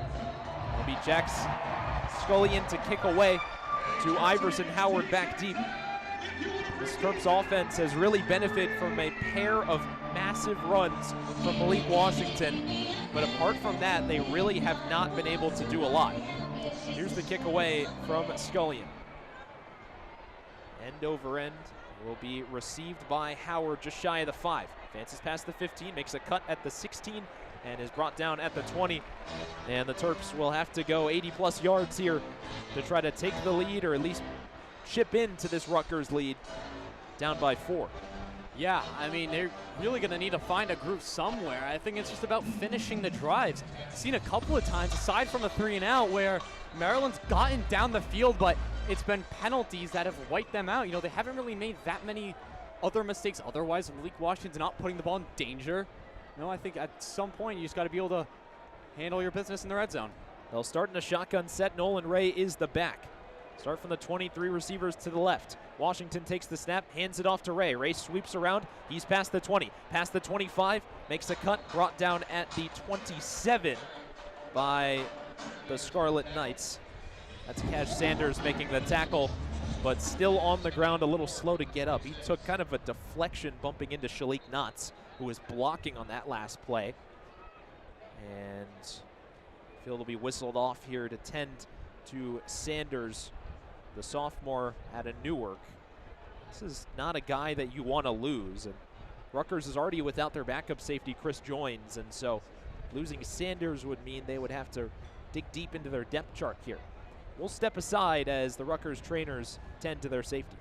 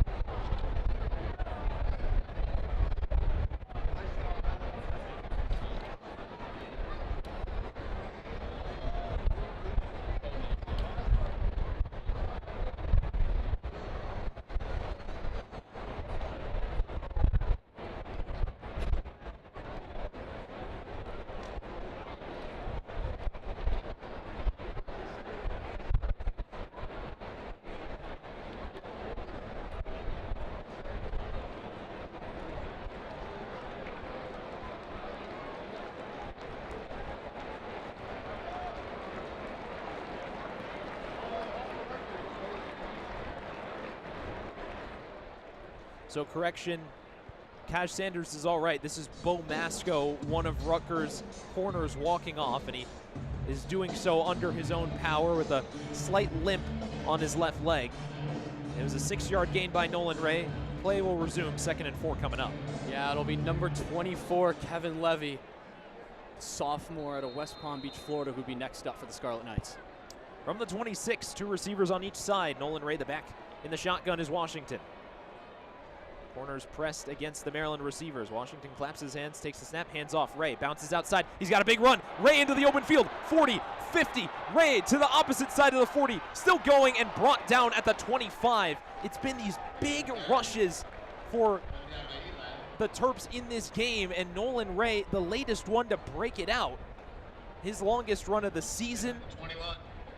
And it brings the Terps inside Rutgers territory before Jet Elad finally brought him down. Terps are going to go quickly on the outskirts of the red zone from the 21. 3:15 to go in this first half. Two receivers on each side. Washington steps back. He's looking for the end zone for Caleb Webb. It is hauled in for the touchdown. Wow. Webb still down. But for now, the Terps take back the lead. What a strike from Washington. We'll see if he got that foot down. Yeah, Caleb Webb is down in the end zone in pain. We'll see right here. We got to view the video scoreboard. He's in. It looked like the 1 foot came down at the 1, and I think that ball got over the pylon. Well, for those of you who are watching that Indiana-Penn State game, that toe tap drama, there's one of our own here in Piscataway as we just keep watching the replay on the big board next to us, matched up against Jacoby Henderson. He catches this back shoulder ball at the 1 and looks like he crossed the pylon as he got out of bounds. There, Webb looks up and okay. He's already dancing on the sideline. But look, Daniel, whatever happens with this review, you're either at the 1 yard line or you have a touchdown. And just two huge explosive plays from Maryland. They've torched this Rutgers defense so far. You see two huge Malik Washington runs. Two huge, and it looks like they're touchdown stands. So it is a touchdown. 16-14, Maryland takes the lead, pending the extra point here from Sean O'Hare.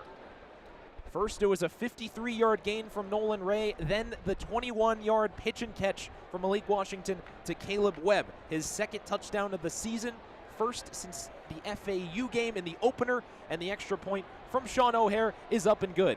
17-14, Maryland's ahead on a 3-play, 80-yard drive, and exactly 1 minute is all it takes for the Terps to take the lead. We'll stay with you here on WMUC Sports. This has been, I think, what was advertised from this game. You have two offenses trying to get going. You have two defenses that are trying to just stop the decreasing amount of momentum that they've had this season. And we have what looks to be the making of a shootout here.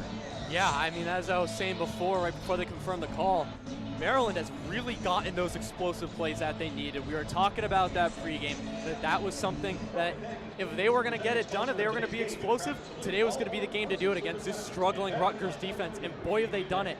And to me, Daniel, like, the most surprising part of this, the Terps have really found something in the run game. They have 232 rushing yards. It's not even halftime. Their season average is 93 yards a game. Unbelievable, and I know maybe take aside a couple of chunk plays, but they did get the chunk plays. They found those blocks. They found those holes in the run game to where they've done what they've wanted to do in that facet. And look, is that not exactly what Pep Hamilton and Mike Loxley would have wanted in response? And that's exactly what they wanted. It starts with Malik Washington. This is his first multi-touchdown game since the beginning of October. It's been exactly a month since he had multiple touchdowns. That came last against Washington. The kickoff called for a fair catch by Ben Black inside the 5, and Ethan Kaliakmanis will lead the Rutgers offense out with 3:08 to go, starting at the 25. Kaliakmanis in this game has been pretty solid. His number hasn't really been called that much. He's only thrown the ball 9 times, 7 completions, 111 yards with 2 touchdowns and 1 interception. Rutgers offense, both of these offenses, matter of factly, have gotten down the field quickly. And the next drive will start on the 25. Rutgers in the shotgun with the receiver out wide to the left and 2 to the right. The back is Antoine Raymond. Kaliakmanis takes the snap, looks left.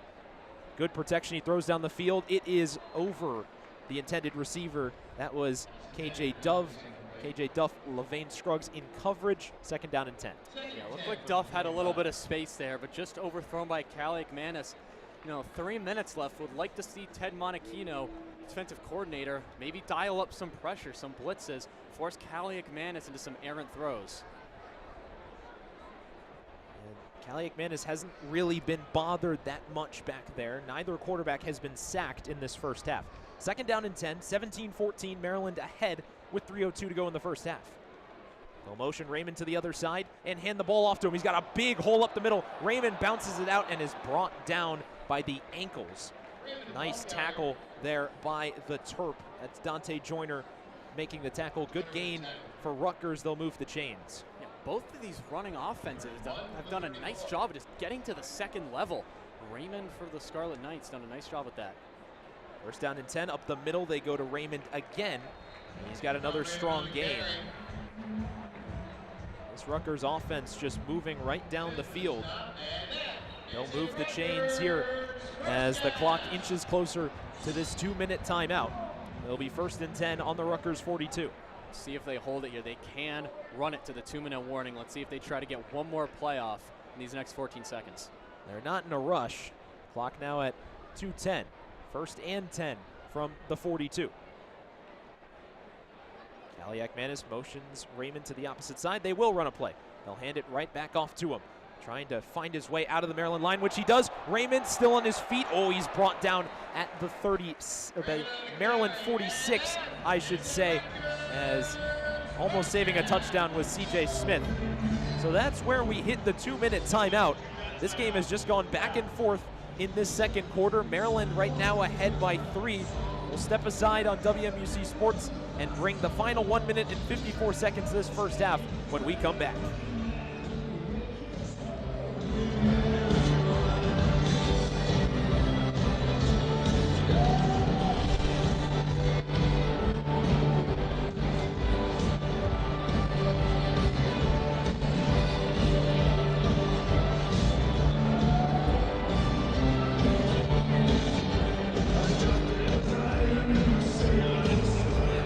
Silpro, leading provider of fire and water cleanup and restoration services, is proud to announce its generous donation of $2,000 to fund the scholarship to the winner of today's 200-yard military dance with representatives from each branch of the Rutgers ROTC.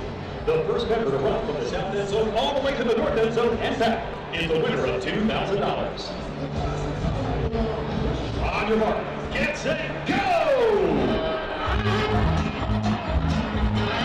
For $2,000 on the line, the Rutgers ROTC on the field. Neck and neck in the first end zone. They've got to turn around and do it all over again. We could have a photo finish at St. Jack Stadium. Make some noise for the ROTC. $2,000 on the line. 5 yards to go. It's a photo finish.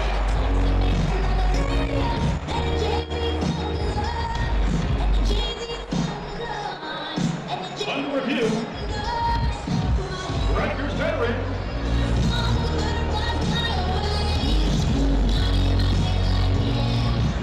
Let's hear it for today's winner from the Rutgers ROTC, coming home with $2,000.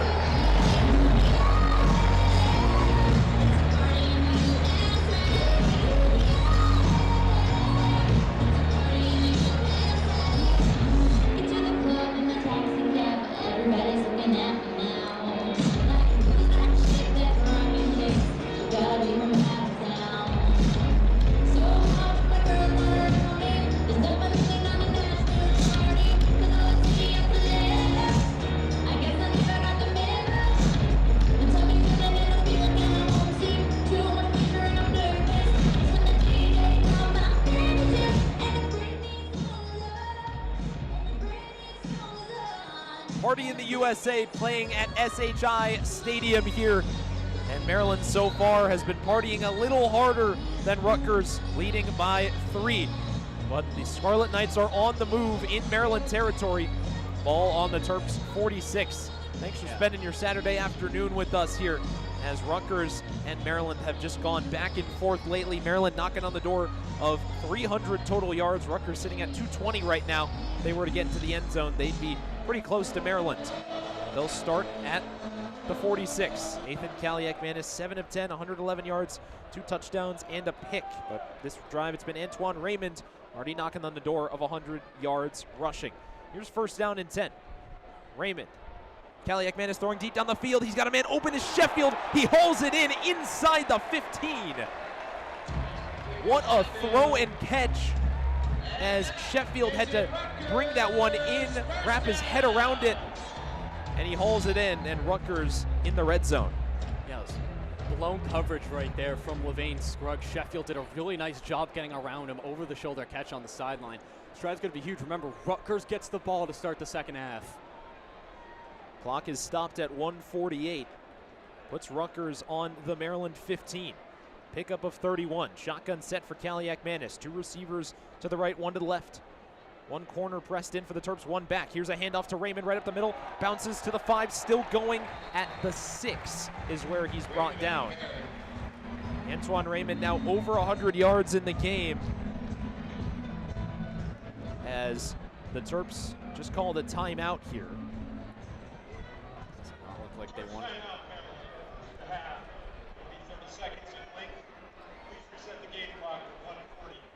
So just a 30-second timeout. We'll stick with you here. Jackson, take us through why Mike Loxley might have used the timeout there with Rutgers inside the 10. Well, you look at 1 minute 40 seconds left to go in this half.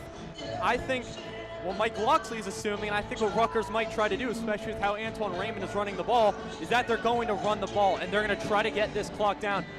What I said right before that last play, remember, Rutgers gets the ball to start the second half. So this drive is going to be really important. They can take the lead going into the half, not give Maryland a chance to make this a tie game. I think Mike Loxley trusts his offense to move quickly and not let Rutgers run this clock down. I think we might see him do at least one more time if they keep running the ball. Both teams have scored on their last 2 drives. For Maryland, a field goal, then a touchdown. Rutgers, it's been 14 straight points. And Terps are in jeopardy of allowing a 3rd straight. Ball on the 6, 2nd and 1. Hand off to Raymond. He navigates. He looks like he has enough for the first down, but he's down at the 4, and another timeout was called by Mike Loxley. So even with the first down now and 93 seconds on the clock, Terps are still going to use their timeouts here.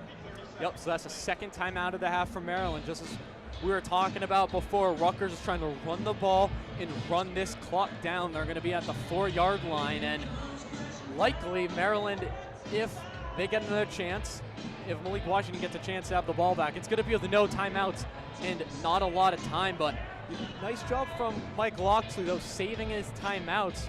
If Malik Washington, this offense, had to adjust the play a bunch of times on offense and they had to waste a couple timeouts maybe early in the second quarter. Sometimes you don't think about those, but right now he has those timeouts to stop the clock, not let Rutgers definitively have the last possession. There's a pickup of 2 by Raymond on that last carry. Puts Rutgers at the 3 with 1st and goal. Raymond now up to 110 yards, averaging 6.5 per rush. Here's 1st and goal from the 4. Rutgers still in the shotgun with a pair of receivers on the right side. And a couple tight ends as well. Kaliak Manis to Raymond. He is stood up at the 3 and pushed back. There is an injured Terp on the field. That is Zahir Mathis, who we haven't really mentioned today. And because it's inside 2 minutes, either way, if Mike Loxley didn't already call that timeout, it would have been Maryland's 3rd. Mathis really isn't able to put any pressure on that right foot. Mathis, we've seen him struggle with injuries a little bit this season. He got banged up in the Washington game. Wasn't 100% at Wisconsin. He's a big part of this Terps defense. Him and Sidney Stewart, as a freshman pass rushing duo, have been sensational for the Terps. So now, if Rutgers does not get the ball in here, if they can't punch it in, we'll likely see Raymond again, but I mean, nothing's for certain. You don't want to rush here, but you kind of got to find something in the middle ground. If you don't want to take all the time, you don't want to rush, just enough to where you can then get another playoff, not give Maryland the ball back. Well, it's interesting because if you run the ball here and you don't score, it's a running clock, which if you're Maryland, you almost just want to let them score to have as much time as possible. For sure. 2nd down and goal from the 2. Shotgun set for Rutgers. Kaliak Manis hands it off. Raymond is pushed back. He lost a couple. He's down at the 6. Daniel Wingate was in there. He's on the bottom right there. This has been a phenomenal goal line stand in red zone defense from Maryland. Really stopping Rutgers in their tracks, and now they have a 3rd down right here. So you can take the clock down to about 40 seconds here with a minute and counting left on the clock. Ball is placed at the 5. It's going to be 3rd down and goal, and Rutgers is just going to take their time. It looks like Greg Schiano might just stay with that far line judge and call a timeout of his own. He has all 3. So at this point, if you're Maryland, you get a stop right here. Rutgers, we'll see if they try for the field goal. We'll see if they try for the touchdown. Knowing that they're getting the ball back in the second half, Greg Schiano might go with the field goal.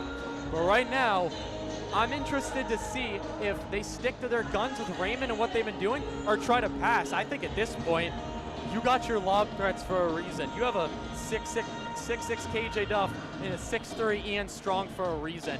And you've seen what they've been able to do against this Maryland secondary. And if I'm Greg Schiano, I'm overriding the offensive coordinator, and I'm saying throw it up to the back corner to one of those two. Whichever one Callie McManus wants to do, just lob it up to them in the corner. You might as well try it. It's worth knowing Sidney Stewart also isn't on the field for this play. D.D. Holmes is on, so he would presumably replace these rushers, but Rutgers is going to go for it. Ball is spotted at the 5. They got to get all 5 here. Third down coming up. You see Lakai Rowland on Ian Strong here. Bottom half of where we are. Third down and 5, 39 seconds to go. Rutgers 2 tries at the end zone if they want. They do have 2 timeouts. Callie McManus to throw. Takes the snap, faces the pressure, throws into the back of the end zone. It is caught for the touchdown. Ian Strong's got his 2nd of the game, and Rutgers scores off the gamble. They lead 20-17. And that's about as good defense as you can play if you're Maryland. It was a great pass rush, forced out Callie McManus. Wingate did a great job getting in front of Callie McManus and not let him scramble. And Glasgow made the right read. He tried to go on Strong, but Jamari Glasgow is 6'1", Ian Strong is 6'3", and Callie McManus put it just high enough for number 9 to get it. I mean, Glasgow jumped that route perfectly, and he just couldn't haul it in. It goes right over him, and Strong makes the catch for his 2nd touchdown of the game. Rutgers goes 10 plays, 75 yards in just under 2.5 minutes, and are an extra point away from a 4-point lead. With 34 seconds to go in the half, they will get the ball. Extra point is up and good from Jay Patel. It's 21-17. Maryland's defense put up a good fight on their own red zone, but the Scarlet Knights punched it in anyway. But that does leave 34 seconds for the Terps, but they don't have any timeouts. So what would your approach be here if you're Pep Hamilton leading this Maryland offense?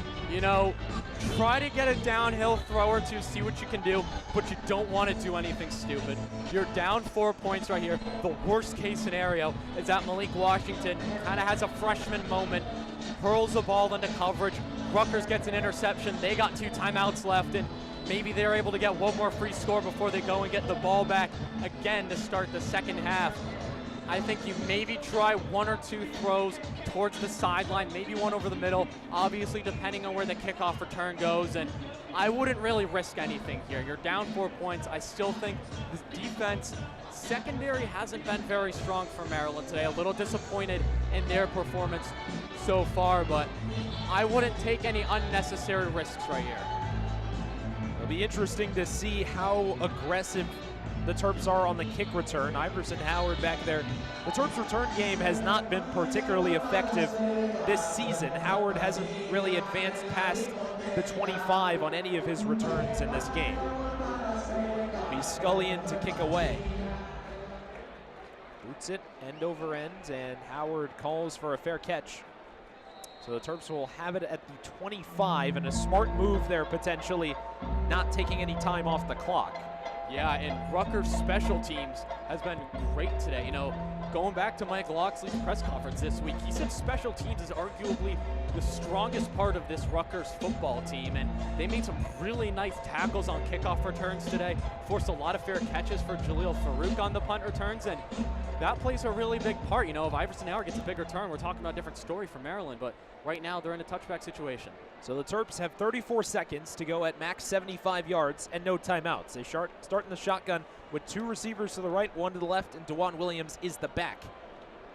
Washington takes the snap, faces a 4-man blitz, throws over the left side, caught by Dorian Fleming, out of bounds at the 30. So that stops the clock at 29 seconds. And the Terps pick up 5. Nice short play there. 5-second play, 5 yards. Now you feel like, you know, you can maybe amp it up a little bit. You want to go to the sideline, though. Out of the shotgun again, 3 receivers to the right. Octavian Smith in the slot. They'll now motion out DeJuan Williams. Washington alone in the backfield. He faces the pressure. On 2nd and 5, he steps up. Malik using his legs again. He's got the first down. He takes a couple of hits, spun up, and down at the 36. Clock continues to run. Took a big hit there, but he's pops right back up. Terps have time. We're going to have to spike it very quickly. When the ref blows the whistle, the clock resumes. He did get the first down, so the clock stopped. Now the clock starts. Here goes the Terps offense again. That ball caught Shalik Knott's first catch of the game, and he's down at the 38 or so. A short gain stops the clock at 14 seconds. I think now, at some point, you got to go for a big play here. You know, you've gotten these short plays. You're right at about the 40, I think. Right, this play or the next play is when you got to take a shot. What does Pep Hamilton draw up here? 14 ticks on the clock. Shotgun set for Malik. Williams is the back. 2 receivers to the right, 1 to the left. Corners pressed in. 4-man pressure from Rutgers. Washington steps up, throwing over the middle. It is right to Rutgers. Intercepted by Jet Elad, and he's still going with it. He's into Maryland territory until he's brought down by Williams at the 40. And that is exactly what you can't do. Luckily, there's 3 seconds on the clock. So if Rutgers wants to attempt a field goal, they can, but it would be a long one. Well, not to toot my own horn, but I'm going to take us back a little bit to what I was saying maybe 10 minutes ago, is that when you run the risk in this situation of trying to throw downfield, with Rutgers having 2 timeouts left, if Malik Washington makes a fresh mistake, Rutgers is going to have good field position. It's exactly what happens here. Not a particularly good pass from Malik Washington. There was nobody in the area right there. And now look, there's only 3 seconds left. We'll see what Rutgers does, but not a smart play. It'd be worst case scenario if Rutgers is able to get points out of this, but it was unnecessary from the Terps. Malik Washington ran up to the line and didn't really think that one through. Hopefully it doesn't come back to bite them too much. Rutgers still in the huddle. 3 seconds are on the clock here. And so Rutgers takes a timeout. They'll think this over, so both teams will formulate their plans. And maybe not to get ahead of ourselves, but it would be probably pretty unlikely for Rutgers to take this timeout just to kick a field goal here. But I suppose stranger things have happened. I mean, at this point, the ball is at the Maryland 41-yard line for Rutgers on offense. That itself is a 51-yard field goal. You back up Jay Patel a little bit to where he normally be as a kicker, you're pushing 60. So I'm not sure if that's what Greg Schiano wants to do in the win. I mean, you might as well try. It looks like they're sending out Callie McManus.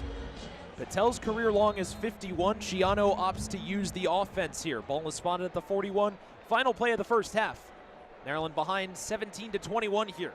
Rutgers with a 4-point advantage. Callie McManus faces a 3-man pressure. Steps up. He's going to loft it into the end zone. Here's your Hail Mary, folks. Thrown into the end zone. It is incomplete. It looks like. Or intercepted. Technically doesn't matter. Terps say they have the ball. End of the half here. There go the Cannons. And Maryland and Rutgers will go into the tunnel with this game at a 21-17 score.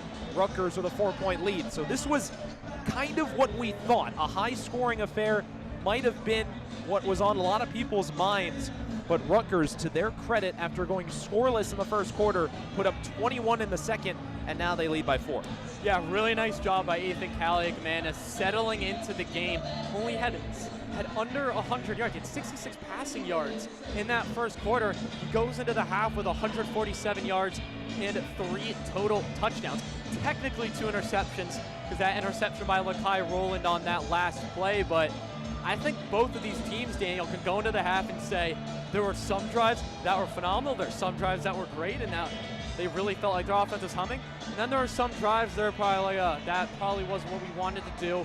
some plays didn't go the way they wanted to. Turnovers, penalties, killing drives. Look, this is still anybody's game at this point. A mixed bag for both teams as we head into halftime, but 576 combined yards of total offense, and that was in just one half. We got a good one brewing here on WMUC Sports. Stick around for the second half. We'll see you in about 20 minutes for the third quarter.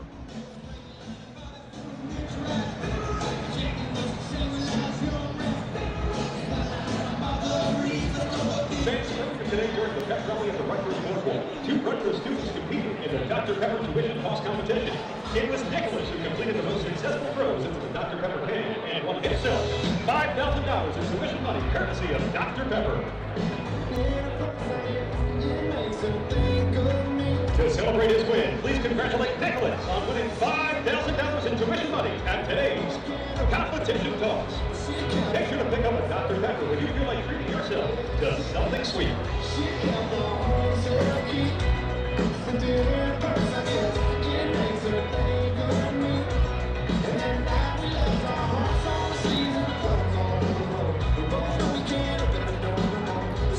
Fans, it's time for the Mike's Amazing Seat Upgrade of the game. Mike's Amazing is making 2 fans' wishes come true by upgrading them to some of the most amazing seats in the house. Congratulations to today's amazing winners. Mike's Amazing, the official mayonnaise and mustard of the Scarlet Knights. Mike's Amazing, when it's on, it's on.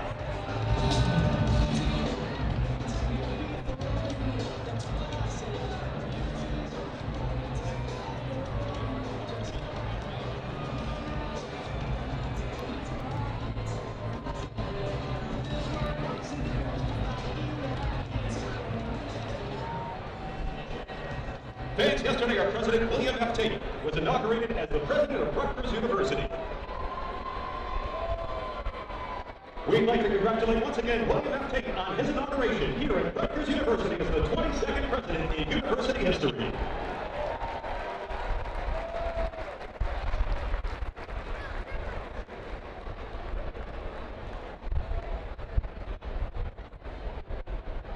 For our 2025 Military Appreciation Show, the MSK begins with a song made famous by the Andrews Sisters. This song boosted spirits for soldiers and civilians during World War II. Here's Boogie Woogie Bugle Boy.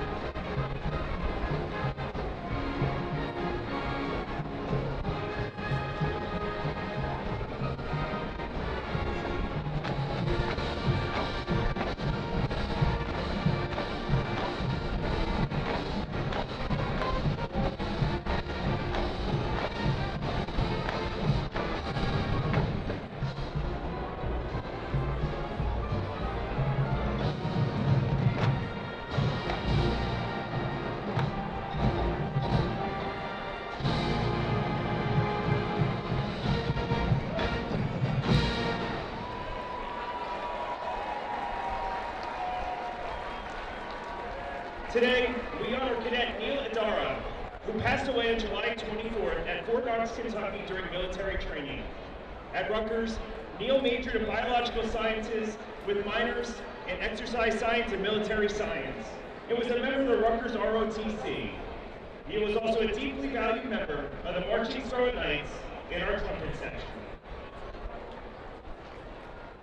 Next, the MSK honors those who proudly serve our nation's armed forces.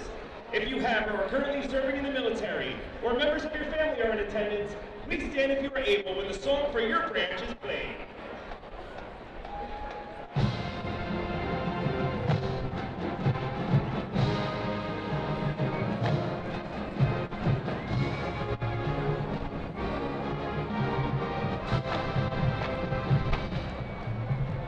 The Army.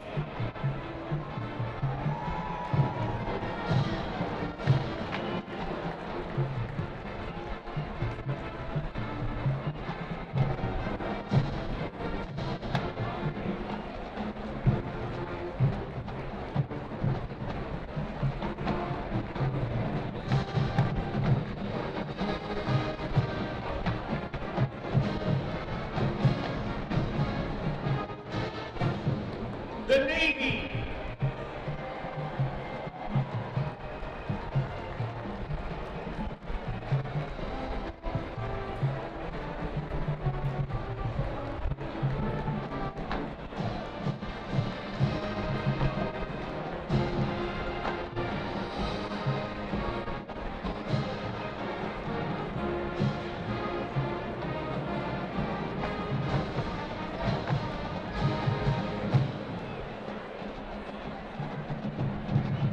The Space Force.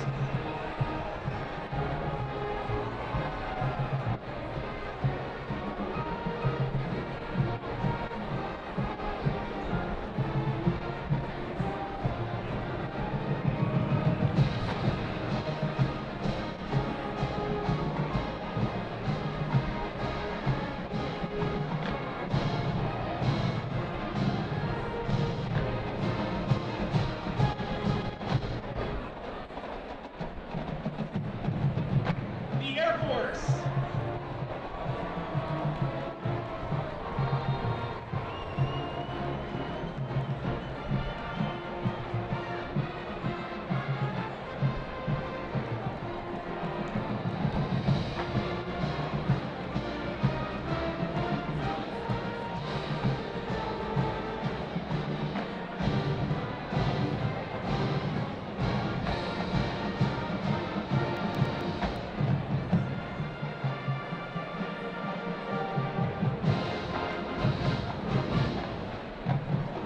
The Marines.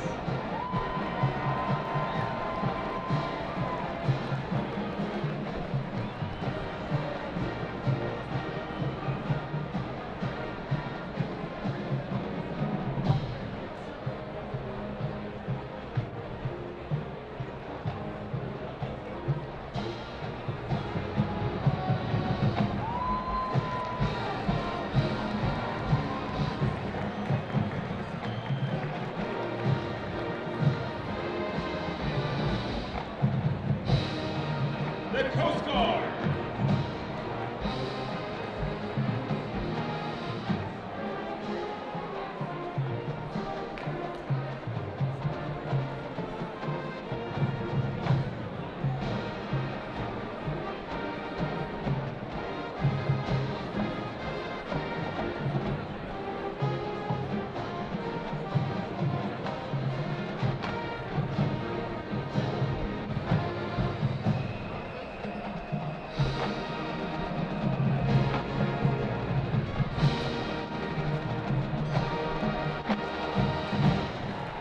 Thank you, veterans!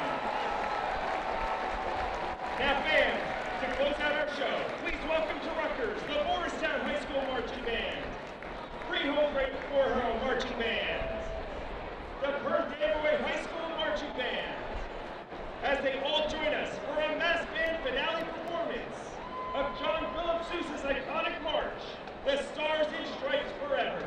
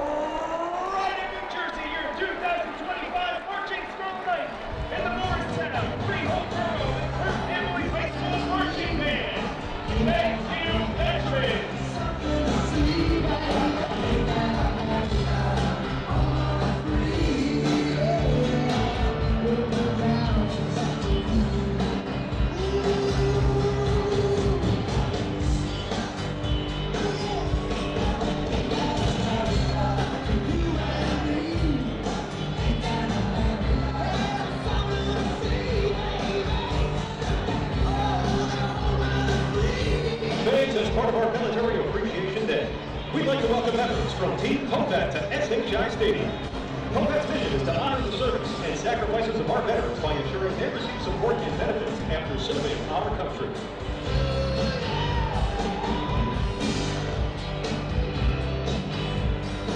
Let's hear it one more time for our friends from Combat.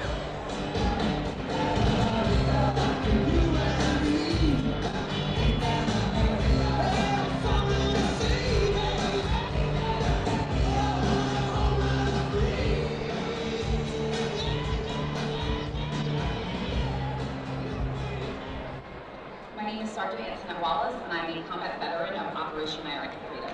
I'm also a proud Rutgers Business School MBA alumni. Rutgers Business School is ranked as one of the top programs for veterans pursuing an MBA. They afford me the opportunity to join a large professional network as a civilian while making new connections with those who also want to uniform. The combination of the leadership I gained as a sergeant in the Army, coupled with the knowledge I gained as an MBA student, has given me the confidence to transition from a clinical pharmacist to a new career by providing the business expertise necessary for success. My name is Sergeant Antoinette Wallace, and I'm a proud school MBA alumni. Rutgers Business School is ranked as one of the top programs for veterans pursuing an MBA.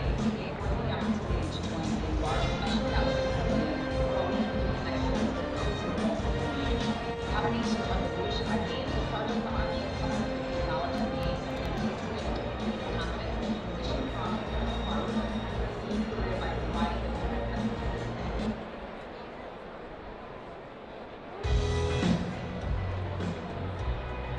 One landmark destination, several top-rated venues. Stay at the luxury boutique Chateau Grand Hotel with catered events by celebrity chef David Burke. Dine at a world-class restaurant, Orchard Park by David Burke, with privately semi-private dining. Celebrate any occasion at the exquisite Park Chateau Estate and Gardens, transforming your event into an unforgettable experience. Hi, I'm Casey Murphy, proud Rutgers alum, professional soccer player, and 2024 Olympic gold medalist. For the month of October, I am collaborating with Verizon Blue Cross Blue Shield of New Jersey to emphasize the importance of breast cancer awareness. Awareness starts with one person taking action, getting checked, encouraging others to do the same. Because when one person gets screened, it inspires another, and another, and another.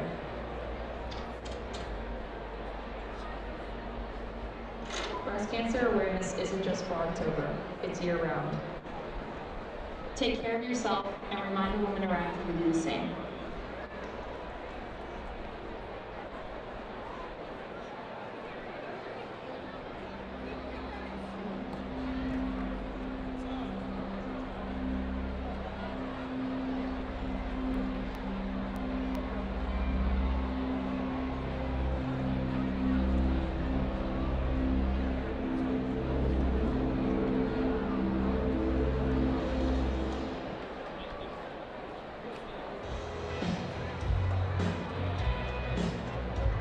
Providing you the tools you need to save money on electricity costs. That's what New Jersey Board of Public Utilities does. With programs and assistance available for renters, homeowners, and those with a fixed income alike. Take the next step to secure short and long-term bill savings. Visit ntech.gov/BPU.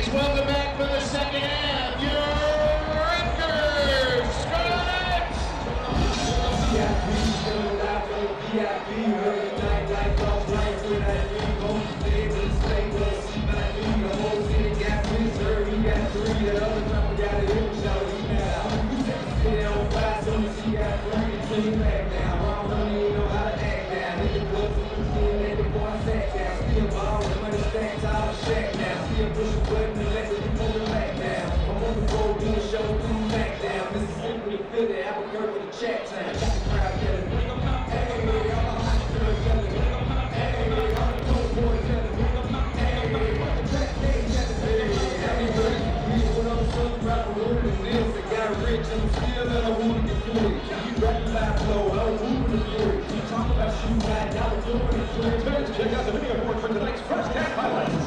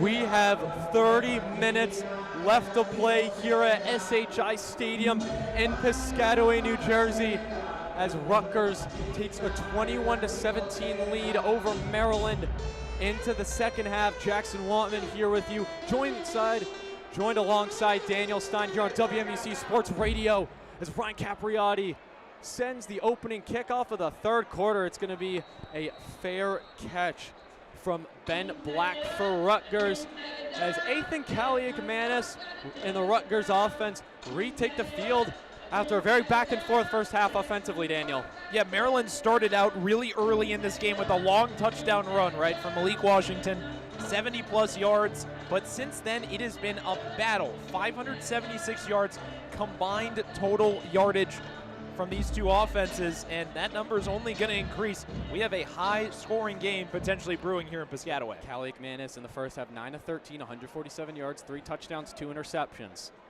He's going to start off in the shotgun. Antoine Raymond to his right. He's already got 19 carries for 108 yards in the first half of play. Play clock down to 13. Raymond switches over to the left side. Kaliak-Manis takes a snap. He's going to hand it off to Raymond, who's going to go up the middle. He's going to be brought down by Daniel Wingate for a gain of 6. It is Raymond's 20th carry of the game.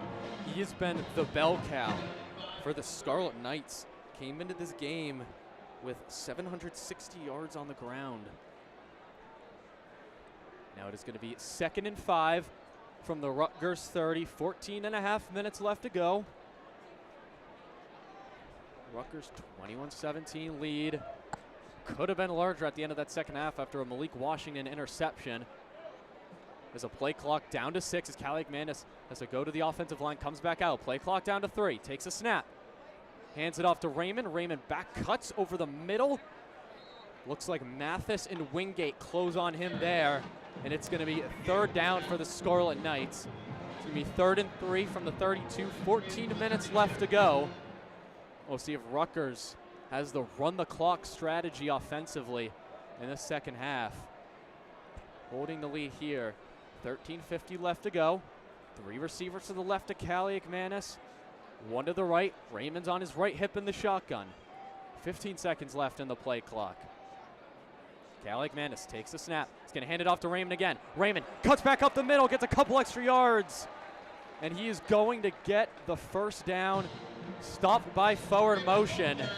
But once again, similar to the offensive strategy used in the first quarter, Callie McManus hasn't thrown the ball yet in these first 2 plays, Daniel. Yeah, and the other thing about Raymond that's interesting coming into this game is that he's going to be fresher than a lot of these other running backs. He only had 10 carries last week at Illinois. Before that, he had 29 at Purdue. So he's used to this high usage rate, but at the same time, he wasn't used last week, so he's got fresher legs this week.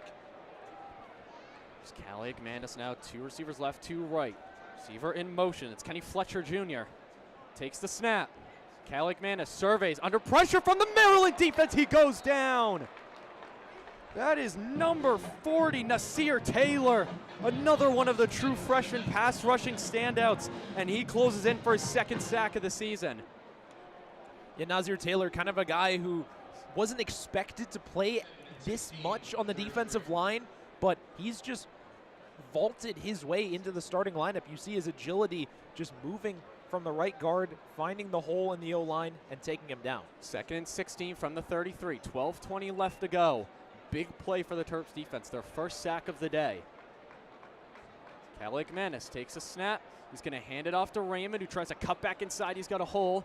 He's going to get a few yards. It's going to be 2nd and long. And one thing that I've noticed Raymond do really well, Daniel, is that he goes to left or right, kind of bounces off the lineman, and that opens up the hole up the middle, and he's been able to use that to his advantage. So now a quick snap from Callie McManus. He takes a snap. He's going to hurl it downfield. KJ Duff blows by Jamari Glasker, and he's going to have it at the Maryland 15. KJ Duff and Ian Strong have been causing havoc for this Maryland secondary.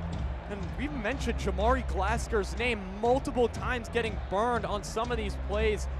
It's been a rough day for number 14 in the Maryland secondary, as it's now 1st and 10 with 11:20 left to go on the Maryland 15-yard line. A red zone opportunity for the Scarlet Knights. A huge play that has reignited this crowd in Piscataway.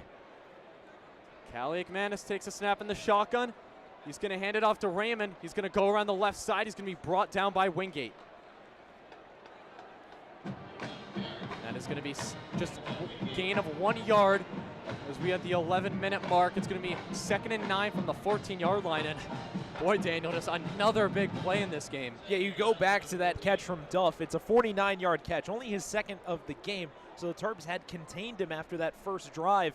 But Jamari Glasker has really had his hands full today. And Duff, for 6'6", he can really scoot. Yeah, 2 receptions for 69 yards for Duff. Callie McManus takes a snap, sits back. He looks left, he throws, and there is Ian Strong once again blowing by Jamari Glasker. And all of a sudden, just under 4 minutes into the second half, Rutgers has taken a 27-17 lead over Maryland, potentially 28 with a PAT pending. Well, it's Jamari Glasker who's just been getting cooked more than a pan in a restaurant today. It has just been not the game he had hoped for. And Ian Strong's a big kid. I understand Glasker is not the biggest corner at 6'1". He's down 2 inches against Strong, but he's got 3 touchdowns today. He came in did Ian Strong in this game with only 2 touchdowns on the season. Yeah, he's 2024 coaches, Big Ten honorable mention, and on the Bolitnikov watch list, and for good reason. I mean, just complete opposite of the starts that you would have wanted for either of these teams. For Rutgers, 4.5 minutes in, you've already made this a 2-score game for Maryland. Thought that maybe a little momentum you had after that big sack, it's all gone. And you mentioned too, Daniel, you know, obviously Duff and Strong are big receivers. You don't have to be big to run with a guy, and you talk about that touchdown and that big play before, they just ran by Glasgow. It wasn't I jumped over you to get the ball, it's just I blew by you, and they're playing him press a lot, which is interesting to me. Yeah, it is, and you know, Mike Loxley is a former defensive back himself. When he played at Towson, he's not a defensive-minded coach necessarily, but he prides his corners on their ability to play man-to-man coverage, and Loxley has a long history of sending corners and defensive backs to the NFL. So Glasgow and Joyner have been kind of the latest group in this long lineage of Maryland defenders, but today, just for whatever reason, these Rutgers receivers have really had their way with them. Yeah, it's 5 receptions, 88 yards, 3 touchdowns for Ian Strong. So we are going to take a brief break here on WMUC Sports. Rutgers leading Maryland 28-17. 10 minutes, 26 seconds left in the third quarter. We'll be right back.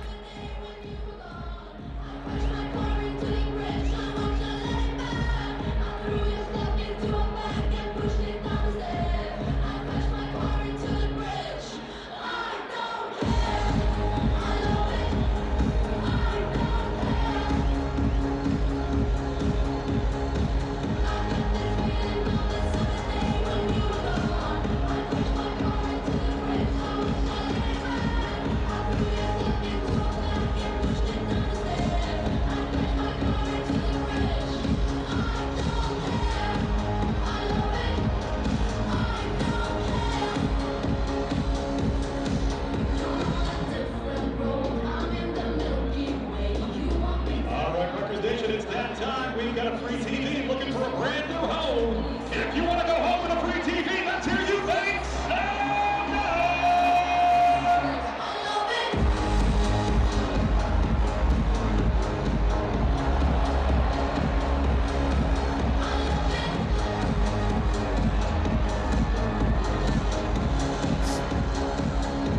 Charlie XCX starts blowing through SHI Stadium. Some popular choices from the DJ today, but giving these Rutgers fans a lot to celebrate about and to jump around for, as Rutgers has just taken a 28-17 lead over Maryland on Ian Strong's 3rd touchdown of the day from Ethan Calig-Manis. So 4th passing touchdown of the game from Calig-Manis, and Malik Washington and the Terps will try to respond. They scored on their first drive of the first half. Let's see what they do in their first drive of the second half, as a kick will go into the end zone. Iverson Howard will let it go. So here comes the true freshman Malik Washington. Had a up and down half, as we've said about a lot of his games recently, Daniel. 9 for 14, 72 yards, a touchdown. He's got more rushing yards, almost pretty much double the amount of rushing yards as he does passing yards. Yeah, I think Washington has actually had a pretty good half. The only thing that really kind of drubs his record is that interception at the end, but you need a second half comeback here down by 11. And that's really the only time he's put the ball in danger. 64% completion percentage. He's going to start in the shotgun. 3 receivers to his right. Run pass option, that's going to be a handoff. It's going to be DeJuan Williams. Williams had a nice first half, 7 carries for 35 yards. As Maryland running that run pass option a lot, but nice job by the Rutgers defense closing in quickly as number 96, Sean Griffin. As now another shotgun formation for the Terps. It's going to be 2 wide receivers on each side. Washington takes a snap. He's going to hand it off to DeJuan Williams, and DeJuan Williams is going to be tackled very quickly. It's Eric O'Neill, the wrecking ball of this Rutgers defensive line. Despite the loss last week, Greg Schiano said that he believed that game was the best of Eric O'Neill's short career as a Scarlet Knight. Yeah, he's been wreaking havoc out there. 8 tackles. It leads Rutgers' way. Yeah. For a defensive lineman to be doing that is really telling you how much the Terps have struggled getting the ball past the line. 3rd and 12, 9.5 minutes left to go. Ball in the Maryland 23. Washington alone in the pocket. SHI Stadium as loud as it's been all day. Washington rolls out left, throws, caught over the middle. Shalik Knotts. And he looks like he's going to get right back to the first down line. We'll see if they move the chains. It's a nice pass from Washington. They are going to rule him just short, and the punting unit is going to come out here. And 4th and 1 from the 34s. We just hit 9 minutes left to go, and a nice job by Washington there. The check down, Knott's first catch of the day, but unfortunately Maryland is going to come away with nothing from this drive, and Rutgers with an opportunity to break this game open a little bit. As Bryce McPherson gets ready to punt. DT Sheffield will be the one returning. And Maryland is going to take a 30-second timeout. Daniel, do you think that Mike Loxley is rethinking the decision to punt here? Well, I was going to say I would be really disappointed if the Terps didn't go for this. And I understand they're at their own 34, but they're already down by 2 scorers. And the way that momentum has gone in this game is so indicative of the directions of this game so far, if that makes sense. I mean, the Terps were steamrolling Rutgers at the beginning of this game. They were up by 7. They were working down the field. Then Dorian Fleming got penalized. It completely derailed the drive. And then Rutgers scored 21 points in the second quarter. These are the types of plays that switch the momentum of the game. And it looks like that offense is coming out onto the field. I mean, look, we talked about Mike Loxley's job security a lot more this week. For fire Loxley chance at the Indiana game. At this point, you might as well let it fly. Why not? As Rutgers fans are on their feet, we'll see what Maryland does here. Do they QB sneak in with Washington? Do they run it with DeJuan Williams? Washington motions Daniel Owens. Takes a snap. Williams! Did he get it? I think he got it. Just barely. It looks like they are moving the chains. So the gamble pays off. Williams looks like he just had enough. It was a great shoestring tackle right there from Jet Elad, the leading tackler of the Scarlet Knight defense. Almost got Williams down by contact, but Maryland with 8 minutes left now in the 3rd quarter is going to have an opportunity to keep going. Another shotgun formation for the Terps. Man in motion. Washington takes a snap. He's going to hand it off. It's going to be Williams. Breaks the tackle. He cuts upfield down the left side. Tackled at about the Rutgers 44-yard line. The number 6, Abram Wright. And it's a first down, Maryland. DeJuan Williams putting the Terps on his back this drive. Well, this is just inside zone right up the middle, and this is what DeJuan Williams provides as a runner. He never gives up on the play. He's really hard to bring down, especially when you try to tackle him around the ankle area or the knee area. He'll just hop right out of it. An athletic play that puts the Terps now into Rutgers territory. Maryland at the Rutgers 44-yard line. 7 minutes and 19 seconds left to go in the 3rd. Under 10 seconds in the shot clock. There's 5 seconds left. I'm not sure if Malik Washington knows this. 3 seconds left, 2 seconds left, 1 second left. Barely gets it off in time. This is going to be an outside handoff to DeJuan Williams, who cuts back inside for a minimal gain, if that. As we just hit the 7-minute mark here, I think it's going to be a 2nd and 10. No gain right there for Williams. A few Rutgers defenders closing in on him there. From the right hash, the Rutgers 44-yard line, 6:40 left to go. 15 seconds left in the shot clock. Williams once again in the shotgun to the right of Malik Washington. 2 receivers left, 2 receivers right. DeJuan Williams fades out to the left. Swing pass. Williams has got some space. He cuts back and is going to get stopped. Looked like he had a little bit more room initially, but the Rutgers secondary closes on him quickly. It is going to be a gain of 3, 3rd down and 7 from the 41. 6:13 left to go. I gotta say, the Terps talk about how they need to do better on these early downs, but they really reduce themselves when they're constantly throwing the ball behind the line. There's something to be said about putting their playmakers in space, but at a certain point, you got a talented quarterback, you have to let him throw the ball across the field, and they just haven't been doing that really in this game. Rutgers fans making noise. Washington once again in the shotgun. Rutgers blitzes. Washington, it's the pitch out to Williams. On the option, he's going to be a few yards short. The right decision right there on that speed option. Mike Loxley not even thinking about sending the punt team on there. The offense is going to get right back into the huddle. It is going to be 4th down and 3. 5 minutes, 20 seconds left to go here. Rutgers up 28-17 on Maryland. The ball is on the 37-yard line. Rutgers fans have risen to their feet. They have made as much noise as they have made all game. This is a huge turning point in this game. Washington takes a snap, sits back, lost it to Williams, he drops it! He might have had a touchdown or a chance at a lot more yards. And the ball bounces off his right hand, and it's a turnover on downs and just, you know, maybe an inch over his head, Daniel, but I've always subscribed to the idea that if the ball hits your hands, you should be able to catch it, and that one hit the palm of Dwan Williams' right hand.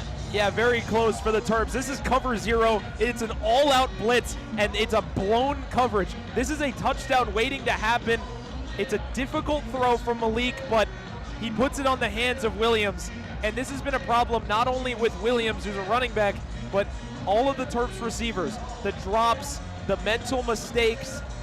If you're Malik Washington, I'm not really sure what else you're supposed to do.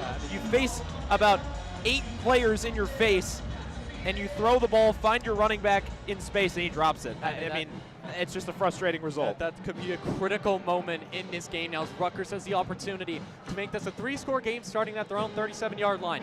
28-17 Rutgers, 4:59 left to go here on WMUC Sports Radio. We will take a break and be back with you in a moment.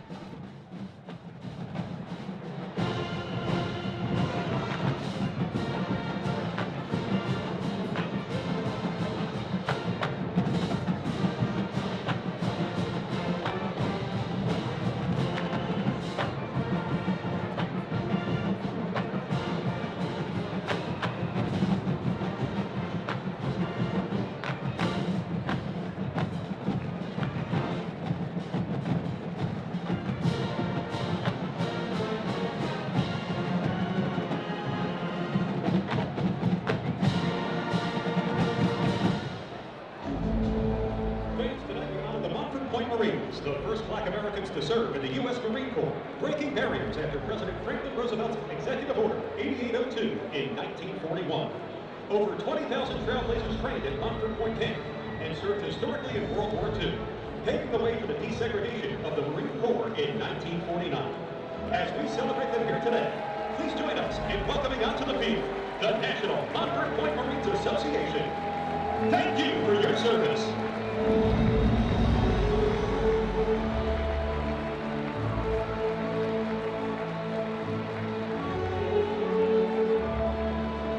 Fans, this weekend we celebrate the 250th birthday of the United States Marine Corps.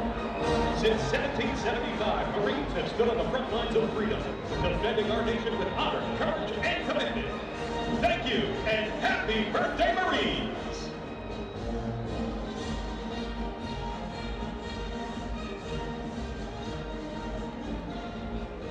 At this time, we ask all current members and veterans of the United States Marine Corps to please stand and be recognized. Welcome back to SHI Stadium here in Piscataway, New Jersey. 4:59 left to go in the third quarter. Maryland trailing Rutgers 28-17 as Rutgers gets the ball back on downs after a drop from running back Dwan Williams. Forces Maryland's offense to come off the field and gives Rutgers a big opportunity right here as Callie McManus takes a snap. It's going to be Antoine Raymond, finds a hole in the middle, cuts right. It's going to be about 2nd and medium here, 2nd and 4 at the 43-yard line. Raymond done a very nice job running on this Maryland defense. And now Rutgers likely, the first half, Daniel, definitely took a minute, but feels like in the blink of an eye, we're already 11 minutes in to the third quarter. It's just been 2 long drives from these offenses, and now if you're Maryland, you have to make a stand defensively. This game is not even close to over, but you have to make a stand. Yeah, but with the way these teams are playing and running the ball, drives are going to mean a lot more as Calic Mandis on the run option cuts to the right, fool the Maryland defense. That is an easy first down, a nice gain for him. As we are approaching 4 minutes left, it's going to be on the Maryland 45 now. So the referee is signaling something here. It is worth noting, I haven't seen Zahir Mathis on the field this drive. Sidney Stewart is there, but, I mean, that's a big loss for the Terps defensively. Major pass rush impact. Not on the field, has 23 tackles and 4.5 sacks. On the sideline right now as Calic Mandis takes a snap. He's going to hand it off to Raymond. He's going to keep it this time, and he's going to get about 4 yards on 1st and 10. 3.5 minutes left to go here in the third quarter. Ball's going to be on the 41-yard line, and think about the way this game is going with how much Rutgers is running the ball. Each possession is going to hold so much more value. And if Rutgers scores here, the current play style, it's going to be hard for Maryland to get back into this game, force them to burn timeouts in that fourth quarter. 2nd and 6 from the 41. Just about to hit 3 minutes left to go. Calic Mandis has got 2 receivers to his left. He goes to his line to adjust the play. Under 3 seconds left on the play clock. Takes a snap. He's going to hand it off to Raymond, who's going to bounce to the outside, breaks a couple of tackles. Looked like he got knocked down by Ian Strong right there. He had bounced off a tackle from the Maryland defensive line. And it's going to be 3rd down right here. 2 minutes and 40 seconds left to go. Yeah, he's frustrated with himself there, and Raymond is such a patient runner. You think about the lineage of running backs that this Rutgers group has. Kyle Monungai, the most recent one, Isaiah Pacheco. He's not really like them. Those guys are very downhill. Raymond is a lot more patient, side to side, and he's had a lot of success today. Not a Rutgers alum, but very Le'Veon Bell-esque. It's Jayshon Benjamin in the game now, 3rd and 7 from the 42. Benjamin's going to get it, and he is going to get stopped. It looks like Michael Harris was one of the first players to get to him. It is going to be 4th and 4 on the 39. 2 minutes left to go in the third. We'll see what Rutgers does here. Shiano is keeping his guys on the field. I don't think it's a bad idea, Daniel, considering how their defense is played and what this offense could do here. Is this could be a hard count. You just have to watch out for it here if you're the Terps. Yeah, definitely. 10 seconds left. Discipline, a major concern of this Terps team. It is a offsides. Oh, he's going to take the snap now. Calic Mandis sits back. He's going to throw deep to KJ Duff. Is it caught? Incomplete. Really nice job from the Maryland defense. Once again, KJ Duff had a step on Jamari Glasgow, but it was Jalen Husky flying in on the play. Nice recovery from Glasgow as well. We've been kind of dogging him a little bit this quarter, and I know he's had some rough moments. Despite Duff getting that step, nice job by Glasgow sticking with the play. No, this is a really good play. At first, I'm not really sure what the play call really is here. I'm not sure why you're throwing the ball 35 yards down the field when it's 4th and 4, but it's a pretty good ball. It looked like initially that it was just easily going to be intercepted, but KJ Duff showing off that speed. Really competitive play. Glasgow never gave up on it, was able to rip the ball away, incomplete. And now if you're Maryland, deep breath. The worst case scenario was you allow a touchdown, then it was, okay, we hold them to a field goal, it's still a 2-score game. Neither of those things happened. It is still an 11-point game, still a 2-score game. Yep. You got plenty of time to try to chip into this Rutgers lead. Yeah, Mike Loxley, we mentioned it before in the broadcast, talking about playing complementary football and playing together. Now the defense has made up for the offense, and they've given the offense an opportunity now. Let's see what they can do with it.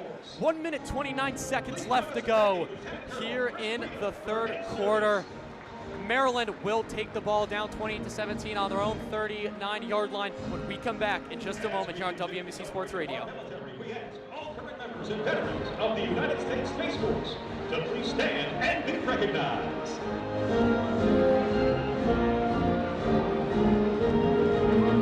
Thank you to all members of the Space Force in attendance today.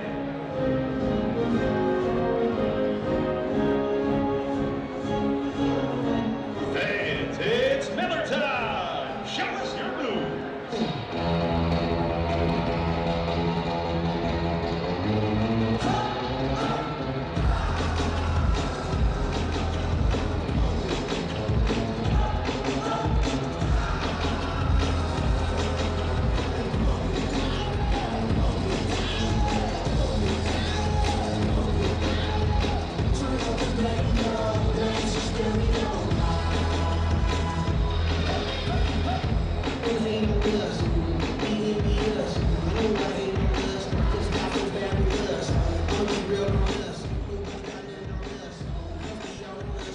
back here with you at the birthplace of college football, Piscataway, New Jersey.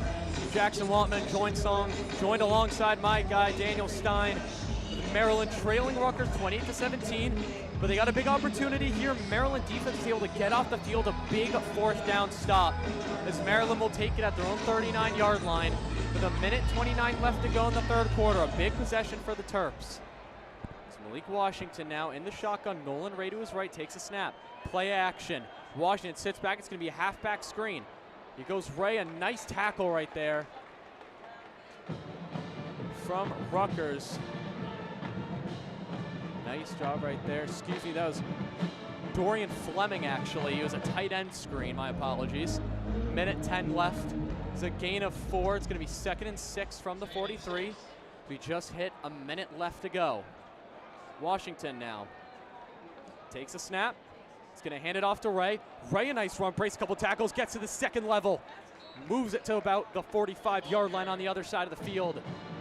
Nice play for Ray, who has seen his role in this run game slowly diminish. Guy who people talked about having a lot of potential, especially now with Roman Hemby leaving for Indiana. DeJuan Williams has taken the lion's share of the backfield reps. Washington now, it's going to be 1st and 10, 30 seconds left. Ball on the 44, barring an incompletion. This will likely be the final play of the quarter. He's going to hand it off to Ray. Ray's going to bring it to the outside, cuts through the middle. He's going to get tackled at about the 41-yard line. It was Daryl Jabome getting there on the tackle. As it looks like Maryland is going to let this clock wind down as 7 seconds, 6 seconds, 5 seconds. And that looks like it is going to do it here in the third quarter. It's been a shootout in the tri-state area. And Maryland's going to have 15 minutes to get back into this game, down 28-17 to Rutgers. It'll be 2nd and 8 with the ball thrown 42-yard line. We will be back in just a few minutes on WMUC Sports Radio.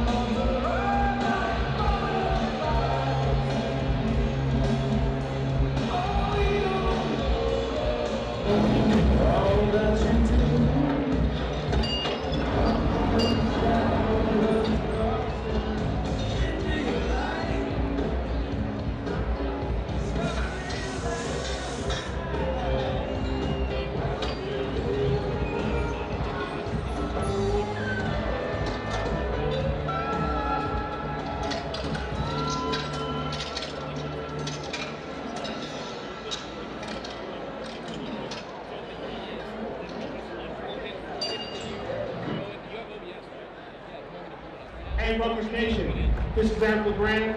You know what time it is. Hey, DJ, play my song.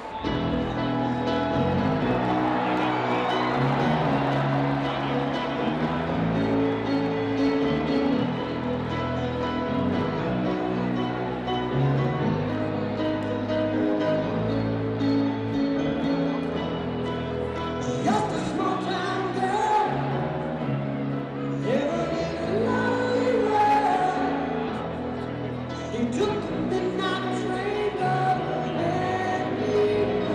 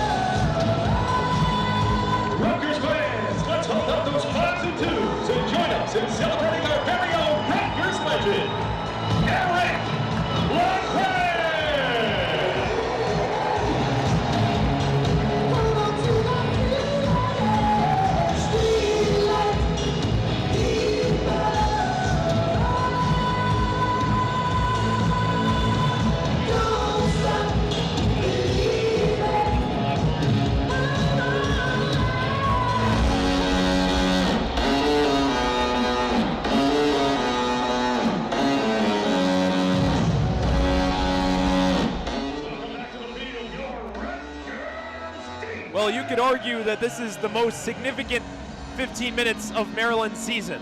They find themselves down 28-17 in the fourth quarter against Rutgers, and Maryland, sitting at 4-4, needs 2 wins for bowl eligibility, and they have one right here if they can come back. They start in the shotgun at the 42. Malik Washington facing the pressure, rolling out left. He's going to run for it again as he has all game. Past the 25 and steps out of bounds at the 20. Should be a gain of about 20 or so.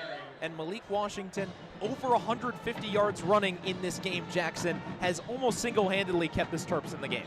Yeah, I mean, an unexpected X factor in this game is his legs. You think it'd be his arm, but I think the measure of a good quarterback is being able to be multifaceted, to step up in whatever way if needed, and Malik Washington's legs are keeping Maryland in this game undoubtedly. Only 90 yards, but 162 rush yards. He got 21 on that last play. Here's first down and 10. Washington's going to keep it again on a read option, and the Scarlet Knights are ready for him. Maybe got back to the line, might have lost one. Terps on the outskirts of the red zone, still trailing by 11 with the fourth quarter getting started here. Rutgers has only scored 7 points in the second half. The Terps have gone scoreless in the second half so far. The lone touchdown from Rutgers, a touchdown toss to Ian Strong, his third of the game. Here's second and 10 from the Rutgers 21. Shotgun set with 3 receivers on the right, 1 on the left. Washington takes the snap with Williams in the backfield. He's going to throw to the end zone. It is incomplete. No flag.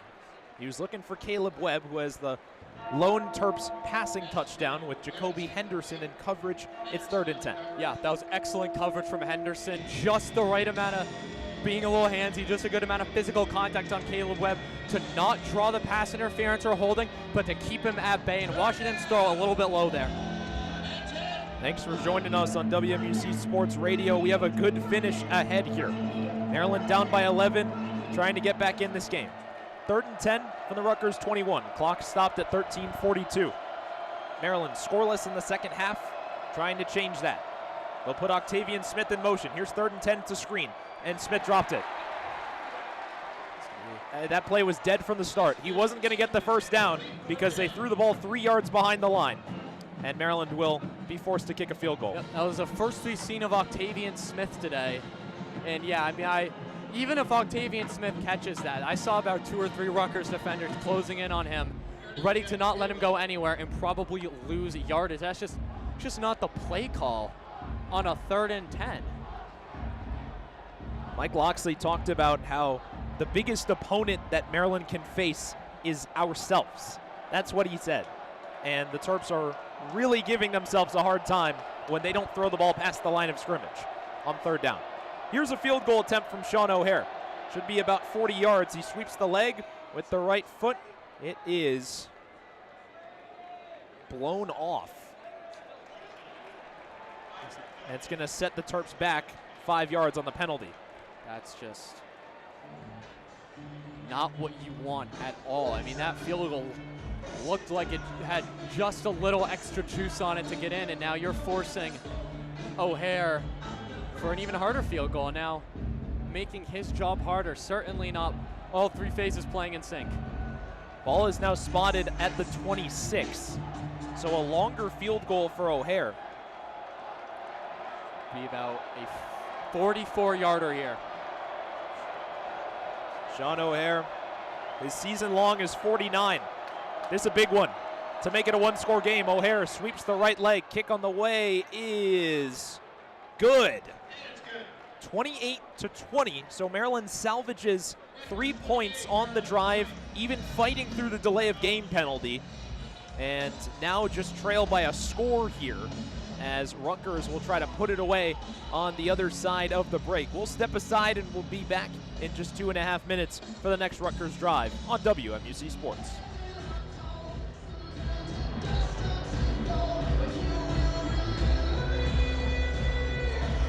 Fans in support of Extra Yard for Teachers Week. Rutgers surprised one lucky teacher with a $1,000 reward towards school resources. Please join us in congratulating Rutgers football and track and field medal winner, former NFL player and now dedicated social studies teacher at West Windsor Plainsboro High School South, Joe Porter.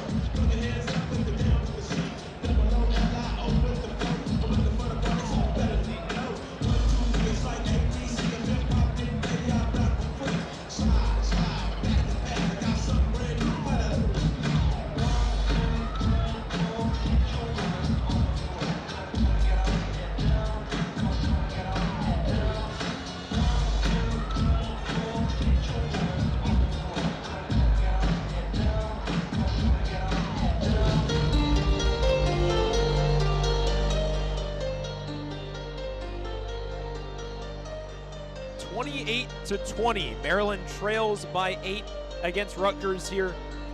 And after not being able to get the first down, they settle for a 44-yard field goal via Sean O'Hare. And now it's up to the defense to make a stop.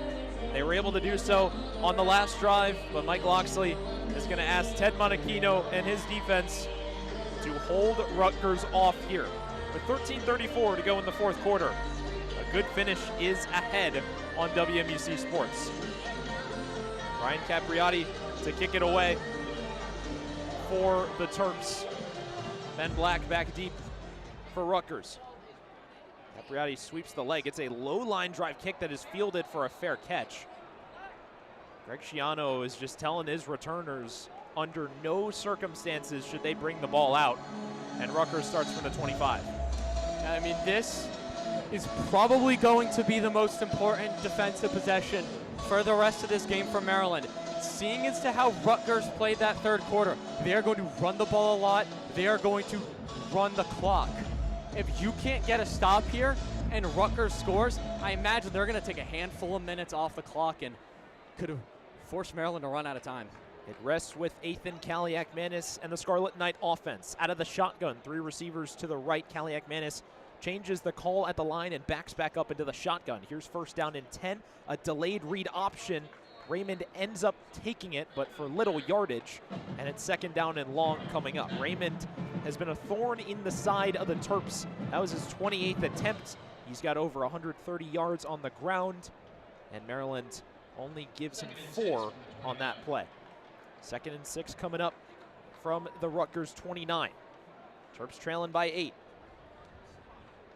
Kaliak-Manis looking at his sideline. Now changes it again with 14 seconds on the play clock. 3 receivers to the right, 1 to the left. Out of the shotgun, Kaliak-Manis hands it off. Raymond cuts back. He's got the first down, a lot more. Antoine Raymond beats Husky, stiff arms the man, and is brought down inside the 40 of Maryland. Exactly what you could not do if you're the Terps. It flips the field position completely, and now Rutgers could be knocking on the door again. That at some point Raymond was going to break one loose, and he did a really nice job once again staying patient, cut through that Maryland defense, got through to the second level, and now, yeah, like you said, Daniels, is the exact opposite of what Maryland would have wanted. 34 yards for Raymond, his longest carry of the night. Puts Rutgers at the Maryland 37, first down and 10 with the clock running, 12 minutes to go. Raymond again, he is tackled behind the line. Nice play by Trey Reddick. And he stared at him after he made the shoestring tackle. It should be a loss, and it is, of 3 yards. Second and long coming up. That's a very big play right here. If you're Maryland, maybe send an extra player or 2 on the blitz. Even a field goal gets you back to a 2-score game, so try to force them out of field goal range here. They're not quite in field goal range right now at the 40. Second and 13. Maryland shows 4, but inch in another 2. They bring 5. Kaliak-Manis throwing deep down the field, and that ball is dropped. Great recovery by, it was Dante Joyner against DT Sheffield, who had the game's second touchdown, the first for Rutgers. And on that back shoulder fade, Jackson, that looked like a big play. Yeah, I mean, that's speed on speed right there. Sheffield is a slot receiver. Joyner, transfer from Arkansas State. He can fly up and down the field. That's excellent coverage right there from Joyner. Third down and 13 from the 40. Terps have 4 on the line, another 2 in the linebacking core. 3 receivers to the left for Rutgers, and the corners pressed up for the Terps. They will bring pressure. It's a handoff. Raymond makes one man miss, but is stood up at the 40. So Maryland makes the stop that they need, and an interesting decision coming up. Will Greg Schiano choose to try to pin the Terps inside their own 20, or will he opt for a long field goal here? That's excellent defense right there from the Terps. Raymond, he's been slippery all game, especially that big play, and nice job by Maryland wrapping him up, and it looks like Schiano will try to pin him. So they're going to bring out the punter, Jacob Anderson. Ball is placed at the 39-yard line of Maryland. It's fourth down and 12, with Maryland trailing by 8 and due to get the ball back. Anderson for his second punt of the game. Jaleel Farouk back deep for the Terps near the 7. and a flag. This looks like it's going to be delay of game. Check the call on the field.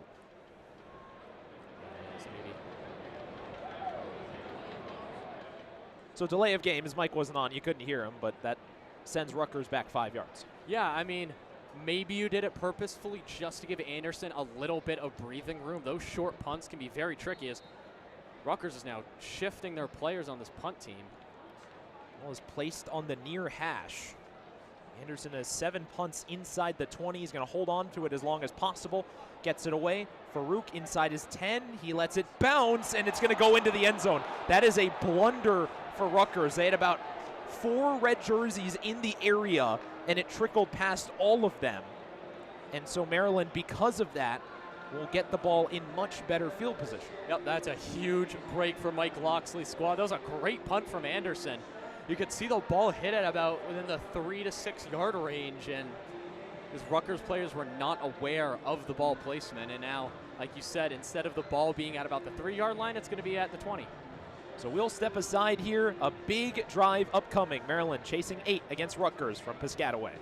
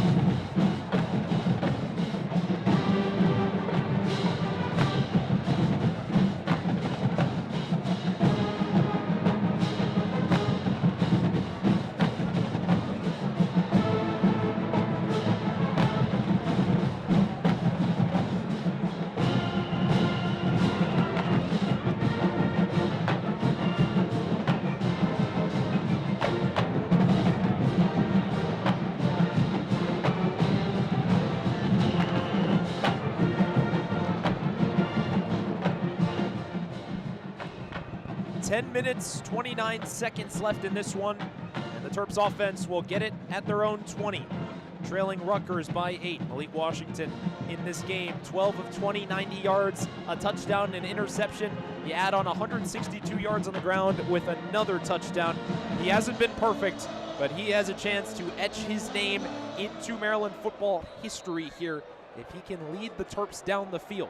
They start in the shotgun at the 20. Jaleel Farouk in motion. Here's 1st and 10. Washington play action. He looks left, now right. Steps up, looks to run. Passes the 20, makes a spin, and is dragged down at the 23. A short gain for Washington on 1st. Adds to his rush total. And it'll bring up 2nd down and long. He's feeling really confident in his legs right there. See if now he can turn that into using his arm based on what Rutgers defense is showing him. It'll be 2nd down and 6. He picked up 4. Picked up 2, I should say. 2nd down and 8. The sun begins to set here, now pitch black at SHI Stadium. Over 41,000 people showed up here to watch this matchup. 2nd and 8, Rutgers brings a blitz. Washington looking deep, throws underneath, incomplete. This has been a very disciplined Rutgers defense. Only one penalty this entire game on either side of the ball for Rutgers. Only 4 penalties for the Terps. Terps haven't had a lot of penalties in volume in this game, but when they have, they've really come back to bite them. Yeah, I mean, you see these penalties were a couple of drive killers in that first half. Almost killed the drive on that Sean O'Hare field goal. He made it, but Rutgers secondary really sharpening up this second half. It's 3rd down and 8. Ball at the 22. 3 receivers to the left, 1 to the right. DeJuan Williams is the back. Washington scans from right to left, faces a blitz. 3rd and 8, he throws. It is incomplete. Almost intercepted. It rolls out of bounds, and the Terps will punt it away in a very significant drive. Terps go 3 and out, and no hesitation from Mike Loxley there. More understandable in this circumstance. Yeah. At the 22, 4th and long, just live to fight another drive. Yeah, I mean, almost an interception might be an understatement. That went right through the hands of the Rutgers defense, and a major break for Maryland. Bryce McPherson to punt it away, almost blocked. This one a much better punt, fair caught inside the 40-yard line by Ben Black. So good field position for Rutgers, but the name of the game for them is just to run out this clock. Another media timeout here from Piscataway. We'll step aside and be back in about 3 minutes. Attention fans, it's time for the Texas Roadhouse Peanut Gallery. All Lucky Row is about to win free appetizer coupons from Texas Roadhouse. Texas Roadhouse prides themselves on legendary food and legendary service, and wants to highlight some of our legendary fans right here at Rutgers.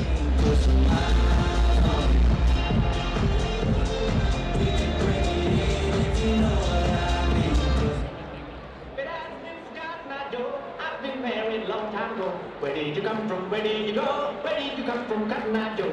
But I've been married long time ago. Where did you come from? Where did you go? Where did you come from, Cotton Eye Joe?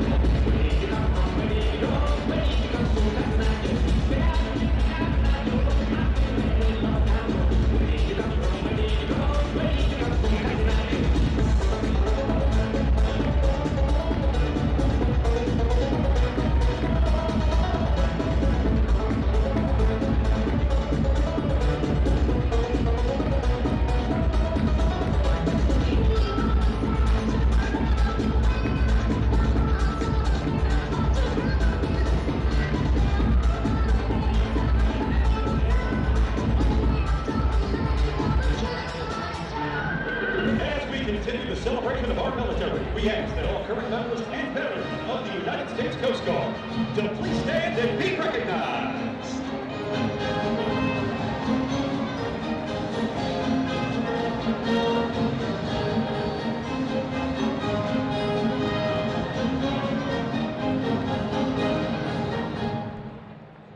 Thank you to all members of the U.S. It's Rutgers ball against the Terps. Scarlet Knights still lead 28-20. And Maryland had, after going 3 and out, is going to have to make a defensive stop yet again. Rutgers will start at the 34. This has been a fun game. Thanks for joining us on WMUC. Daniel Stein, Jackson Wantman here. Rutgers starts in the shotgun. 2 receivers to the left, 1 to the right. And the Terps putting 7 in the box. Antoine Raymond is the back. They hand it off to him. Raymond cutting back and forth. A good first down run. He is going to push forward for the sticks. That's going to move the chains. It will take more time off the clock. And Antoine Raymond has just wore this Terps defense down. He is running the ball at will today. I mean, Maryland in the second half especially has just not found an answer for number 3. This has really been his breakout game. Maryland, the team that has exactly 300 rushing yards on offense this game, is out rushing Rutgers by almost 100 yards, and yet it feels like the Scarlet Knights have made the more significant runs in this game. A new set of downs for Rutgers at the 50. Maryland once again puts 7 in the box.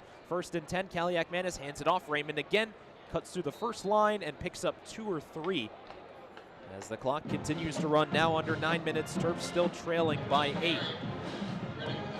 This is crucial second and long here for the Terps. If they can make this a 3rd and long, they're going to be set up really well.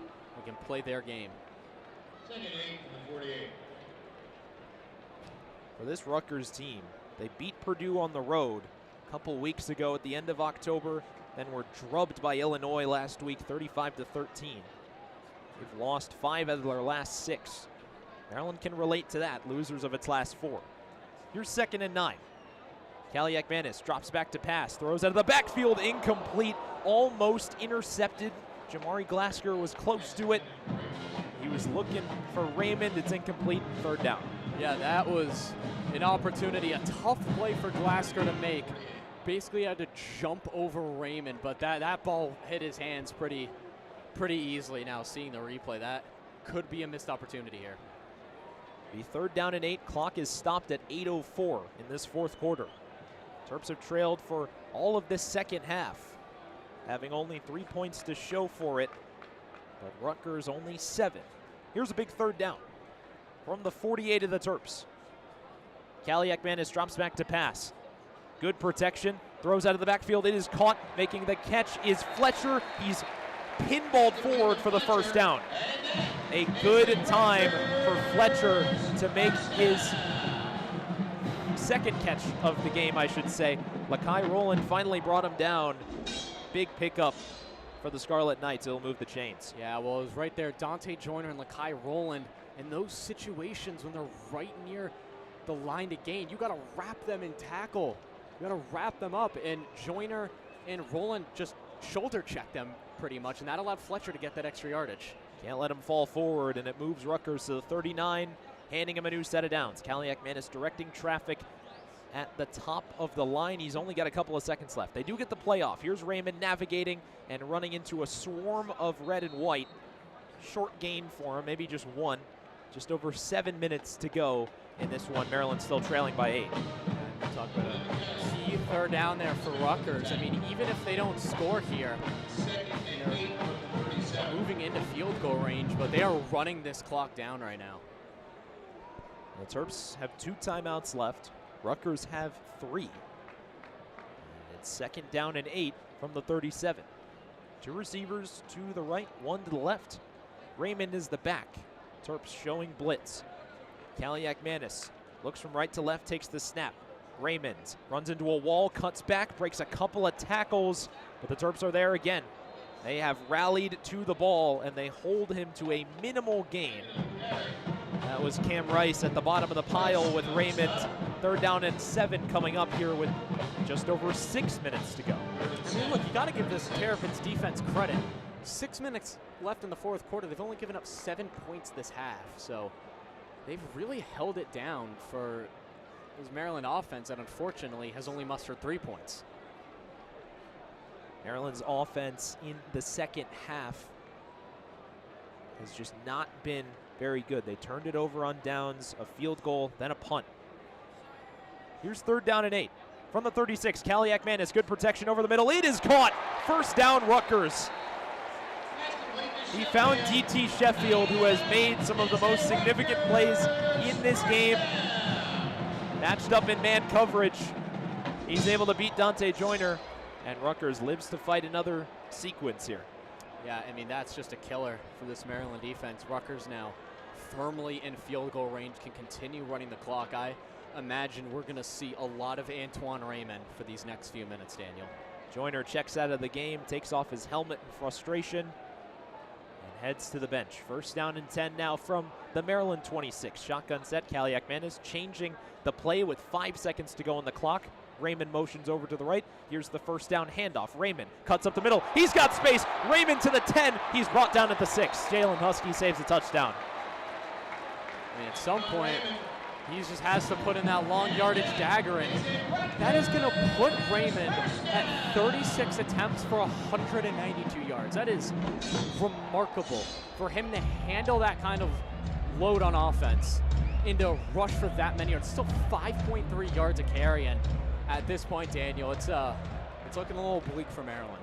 In a state with so many Yankees fans, Raymond has been synonymous with Rivera. He's been the closer today, and Rutgers now just 4 minutes and 19 seconds from a win.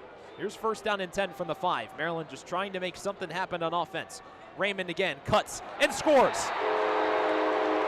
34-20, and that might be the dagger for not only this game, but Maryland's chances at bowl eligibility. Antoine Raymond had to work hard for his first touchdown of the game, but now with 218 yards, he's got a score, and the lead is 14 pending the extra point for Rutgers. Shocked that it took him till his 37th carry to get a touchdown, but with 4 minutes, 10 seconds left, I mean, it's going to be a very uphill battle for Maryland here. Jay Patel will try the extra point. The Maryland fans who showed up starting to head for the exits. 4:10 to go in the fourth quarter. And it is 35-20. The Maryland offense just has not shown up consistently in this game. They've put up 20 points, a pair of touchdowns, one on the second play of the game. The second, a touchdown catch to Caleb Webb.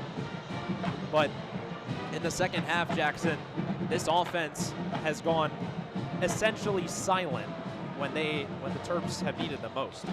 Yeah, I mean, they just look flustered. They look like they're not ready for the moment. I mean, you look at that fourth down play, DeJuan Williams would have had a touchdown if the ball didn't hit off his right palm, and, you know, not throwing the ball away. You know, Malik Washington had that one tough interception at the end of the first half.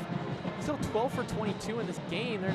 He's being careful with the ball. He's not putting it in a lot of dangerous situations, but they just haven't been able to finish drives. They haven't really been able, you know, aside from that first drive, that first 73-yard touchdown run where we maybe thought things were going to be different, they really have just stayed the same. They've struggled to get some momentum going, and look, they haven't been able to play complementary football. It's what we've been saying about this team this whole season.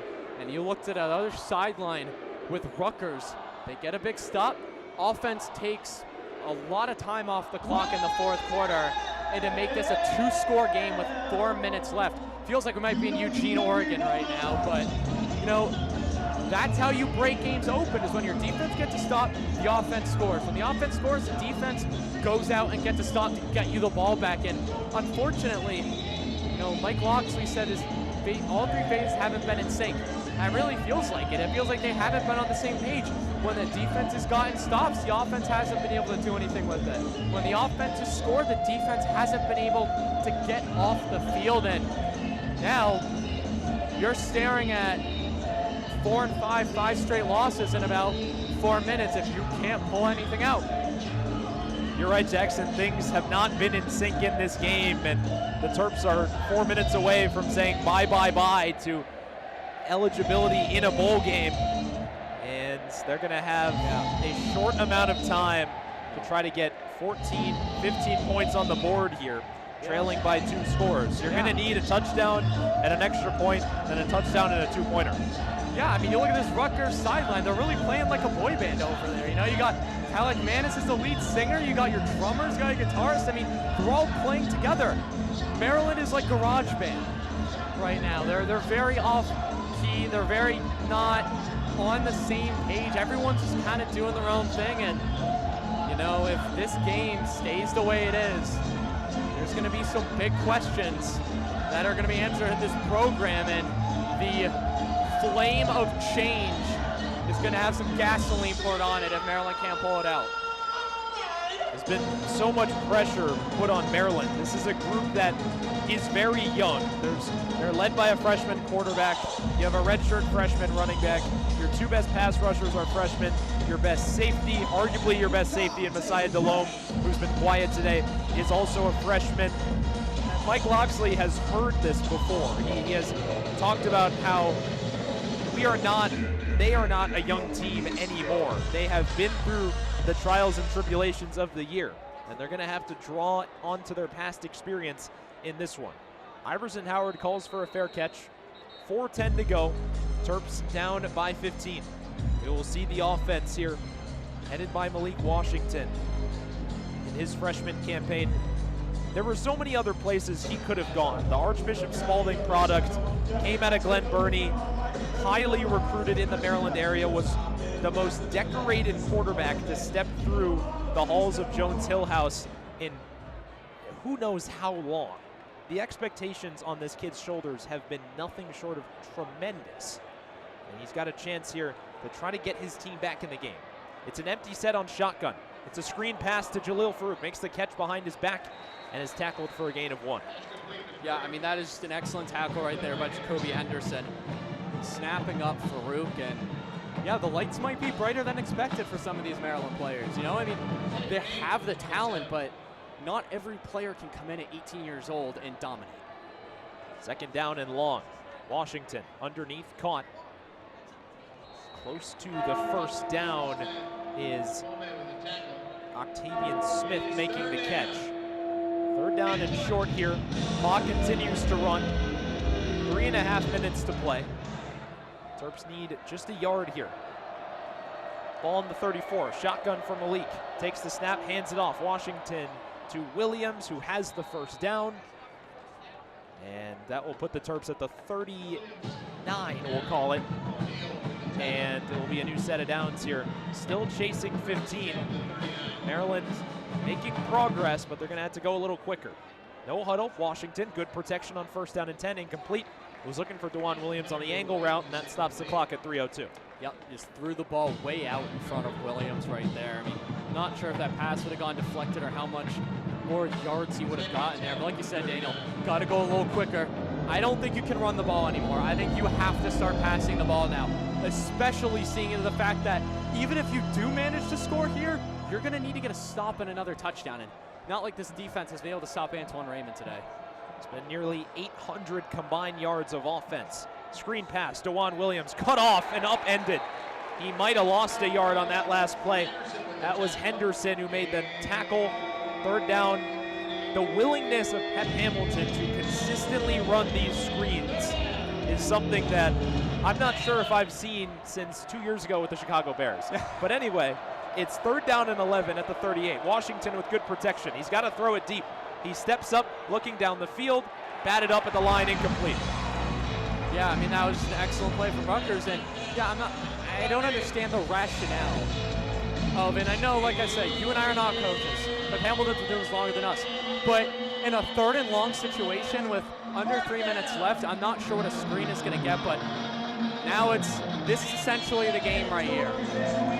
So many of these Maryland games have come down to fourth down. The Nebraska game, an incomplete pass.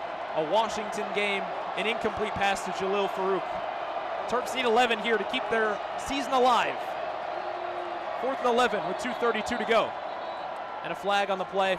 This is going to set him back. They're signaling false start here.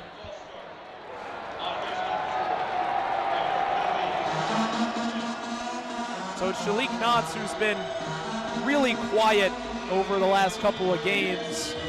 Had such a great start through the first 5. And he sets the Terps back. It's 4th and 16 with 2:32 to go. There's a lot on the line in this play for probably more than one person on this Maryland sideline. 4th and 16, ball at the 33. Shotgun set for the Terps. 2 receivers to the left, 1 to the right. DeJuan Williams is the back. Washington faces pressure. He steps up. He's going to need 16. He throws over the field, incomplete. And the Terps turn it over on downs. Malik tried hard. He fought off a couple of defenders, but the pass was incomplete. And that might write an end to this one here with 2:26 to go. You know, it's not easy to win in the Big Ten. The Terps have had to experience that the hard way in this last couple of years. Mike Locksley is 17-43 in the Big Ten. This is arguably the best conference of college football in the country, up there with the SEC. And the Terps this year in 2025 have not been able to make progress on what has repeatedly challenged them, which is consistently finding a way to be victorious in this tough conference. They're on the verge of losing another one here. Rutgers gets the ball at the 33. Antoine Raymond makes a cut, makes a man miss, makes another man miss, and he takes it down to the 20 and earns a new set of downs for the Scarlet Knights. Looks like Mike Locksley is going to call a timeout right here. They got 2 left, and now it's going to be 1. They also have the 2-minute warning, but I mean, at this point, Daniel, I'm not sure what the timeouts are going to do. I'm sure Raymond won't score, but, you know, 1 more first down, and this game will more or less be over. I think just based on where Rutgers is right now and with the time left on the clock, 2:16 left, Maryland will probably get 1 possession, but not sure what they're going to do with it. But yeah, I mean, you mentioned it. It's a hard conference to win in, but we've seen Maryland struggle with that over the last few years, and unfortunately now, though, I mean, we thought this may be different after that win against Wisconsin, but now it's going to be 5 straight losses, and talked about today was one of the winnable games, and now the road only gets harder for the Terps as they're going to have to win 2 more games to get bowl eligibility. You're going to have to go on the road against a very stout Illinois team in Champaign.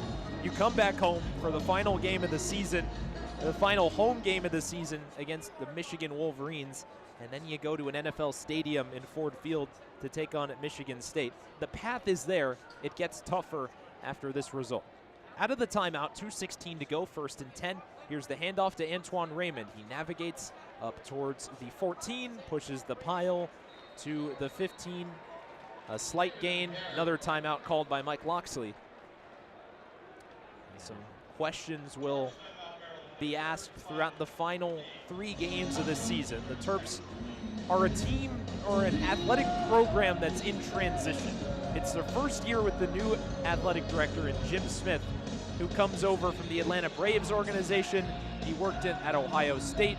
He's worked in North Carolina, a guy who has been at the professional ranks and the college ranks. He was brought in because the previous athletic director, Damon Evans, left mid-season in March to take a job at SMU around the same time that their basketball coach, Kevin Willard, left to go to Villanova. Mike Locksley is a guy who is a holdover from a previous administration, and there's a lot on his resume in the positive. 3 consecutive bowl games. He takes over the program in a precarious spot, brings them back to relevance, but things are going to be re-examined here, with the Terps now losing by 15 to Rutgers. Here's 2nd and 4 with 2:08 to go. Raymond gets back to the line. Will force 3rd down. So this is the 2-minute timeout here. Maryland is out of timeouts. Rutgers has all 3. And Rutgers will face a 3rd down and 4 on the other side of the 2-minute timeout. We'll step aside and be back for the final 120 seconds of this game. We'll be with you on the other side of the 2-minute timeout on WMUC Sports.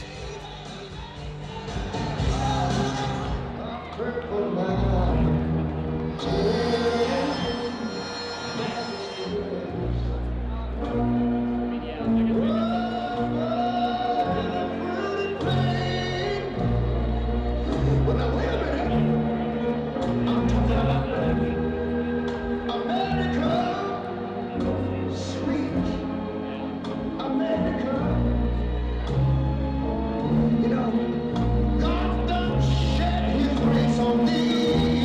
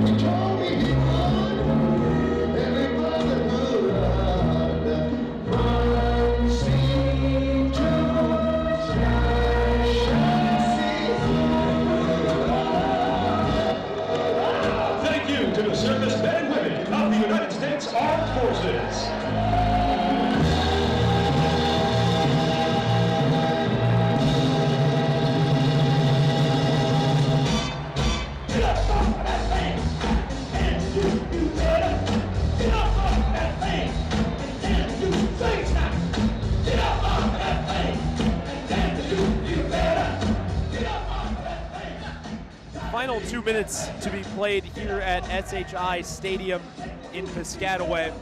It's been a great afternoon. We really appreciate the people at Rutgers bringing us into the fold here and welcoming us. We've had a great view of this game, just right above the lower bowl, and a nice story that we've been following all game. It's Veterans Appreciation Night here at Piscataway. They've been honoring the many veterans who are at this game all game long, and they just concluded it. They're waving the American flag in the end zone. It's a very nice sight here. They've done a good job presenting this matchup. Here's Antoine Raymond up the middle, out of the 2-minute warning. He gets to the 10. And it is brought down. Looks like he's got the first. And the clock will stop because of the new set of downs. Then it will keep rolling. We have an injured Maryland player. Take a look at who that is. That is Joel Starlings, backup defensive tackle. A guy who transferred in from North Carolina, very highly recruited from the outskirts of the DMV. Richmond probably not in that conversation of being in the DMV, but maybe the equivalent to Baltimore. Yeah, I mean, this is obviously an unfortunate stoppage here with Starlings at the end of the game, but looks like now, the minute 53 left, no timeouts. Callie McMahon is just going to kneel the ball. Shiano's going to call victory formation, and Rutgers is going to be a win away from bowl eligibility. Now they're going to be 5-5, obviously, but, you know, not the performance that Maryland wanted today. A good sign for the Terps as Starling will run off under his own power. It might be an upper body injury, the way his kind of right arm is falling. But you are right, Jackson. An overall disappointing game for the Terps, who will fall to 4-5 on the season, 1-5 in Big Ten play. It's a team that won their first Big Ten game on the road against Wisconsin, and now are on the verge of losing 5 straight here. While as Jimmy Buffett plays, Rutgers might be heading to Margaritaville if they can win one more game and make a bowl. Yeah, I mean, a great performance from Rutgers today. You have to give credit. Callie McManus, 13 of 20, 229 yards, 4 touchdowns, but the MVP of this game has been Antoine Raymond.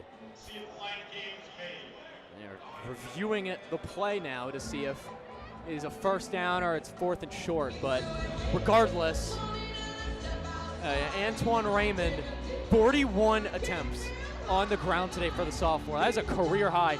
Another career high of 242 rushing yards. I mean, just fantastic for him. And, you know, Maryland's defense, they had some moments, but it really felt like Raymond had their number. He was patient. He took what Maryland gave him, and he had some big runs that really sealed the deal.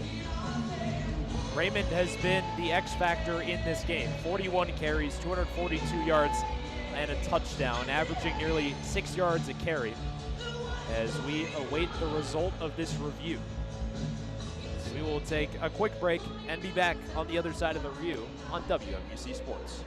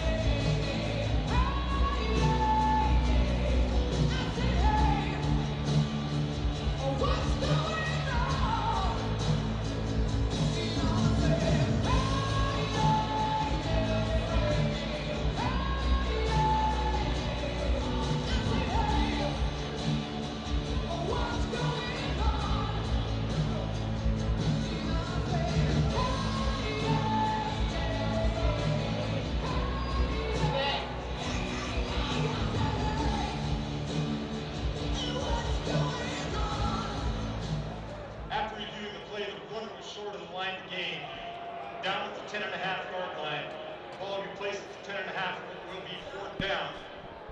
The game clock should be reset to 1:56. And because of the reversal through replay, it will be run down 10-second run off to 1:46.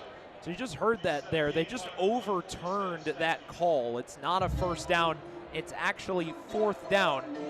But effectively, if Rutgers decides to kick a field goal, this would just put this game out of reach. They can go for it to try to ice it, but they overturned the call. Raymond, his knees came down before he fell forward, and it's 4th and 1. Yeah, I think I would just QB sneak this and walk out of here with a win. It's a 2-score game. Let's see what happens. Taking an awful long amount of time for a review at this point in the game. Callie McMahon is getting some signals from the coaches. So they're telling to reset the clock, the game clock. They've now set it to 1:46. It was 1:56. They've brought it down because of a 10-second runoff. And I'm not exactly sure what we're waiting for here. As Maryland players are ready to go. They're on the line. Now the clock is going to wind. So it's a running clock here. 140 and ticking it goes. Rutgers is going to run this down, but see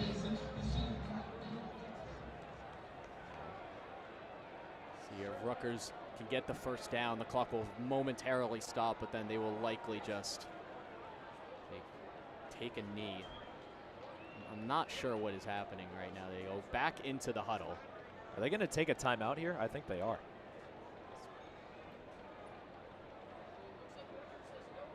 Shiano right next to the referee.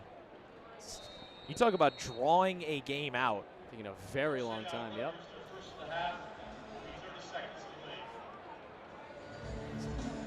So just a quick timeout here as Greg Shiano wants to talk things over. 66 seconds left in this game. Rutgers up 35-20 over the Terps. Maryland, as we mentioned earlier, will, after this game, be back out on the road to play Illinois before coming home against Michigan for the final game at CQ Stadium. And meanwhile, for Rutgers, they go on the road at Ohio State and then finish out the year against Penn State. That one will be at home at SHI Stadium. So one home game each for these teams. Mike Loxley watches on from the sidelines as they're going to end this one with a tush push here. 4th and 1 from the 11. Callie McManus against the Terps pushes forward. See where they spot him. The referees are running right of the 10-yard line. We might get a measurement here maybe just to throw everything else on your book, on your bingo card here. See what they rule. They're going to rule first down. And that will effectively end this one. Clock will run. Rutgers can go into their favorite formation, victory formation here. And for Maryland, a crushing loss. On the road, they needed this one, and the Terps came up short. 15 points short to be exact. Just a tough pill to swallow for Maryland, who looked like this game could have been theirs, especially after that first quarter. But the 21-point second quarter for Rutgers, and things just did not go the way of the Terps. They're going to fall to 4 and 5. So the clock runs out. Greg Shiano and Mike Loxley will shake hands. Two guys with NFL experience, guys with so many ties to the big leagues, shake hands on a great game in Piscataway. Rutgers able to take this one over the Terps 35-20. Maryland falls to 4 and 5 on the season, 1 and 5 in Big Ten play. The Scarlet Knights get back to 500, 5 and 5, and 2 and 5 in Big Ten play. So Jackson, not the result that the Terps wanted. Bowl eligibility still possible, but they're going to have to win 2 out of their next 3. Yeah, and it's going to be 2 tough games. I mean, Illinois, at one point in the season, was, I believe, ranked 9th in the country. They were in the playoff picture. Michigan right now is number 21 in the country, and who knows? Michigan State beat Maryland last year, even though they're struggling this year. So now you've made it harder for yourself. It's going to be a couple of tough games, but it's never impossible. It is never impossible. Be interesting to see what the mentality of the Terps are as they go into the final stretch. That'll do it from Piscataway. Thank you all who have stayed up on this Saturday evening with us. Final score from SHI Stadium, Rutgers 35, Maryland 20.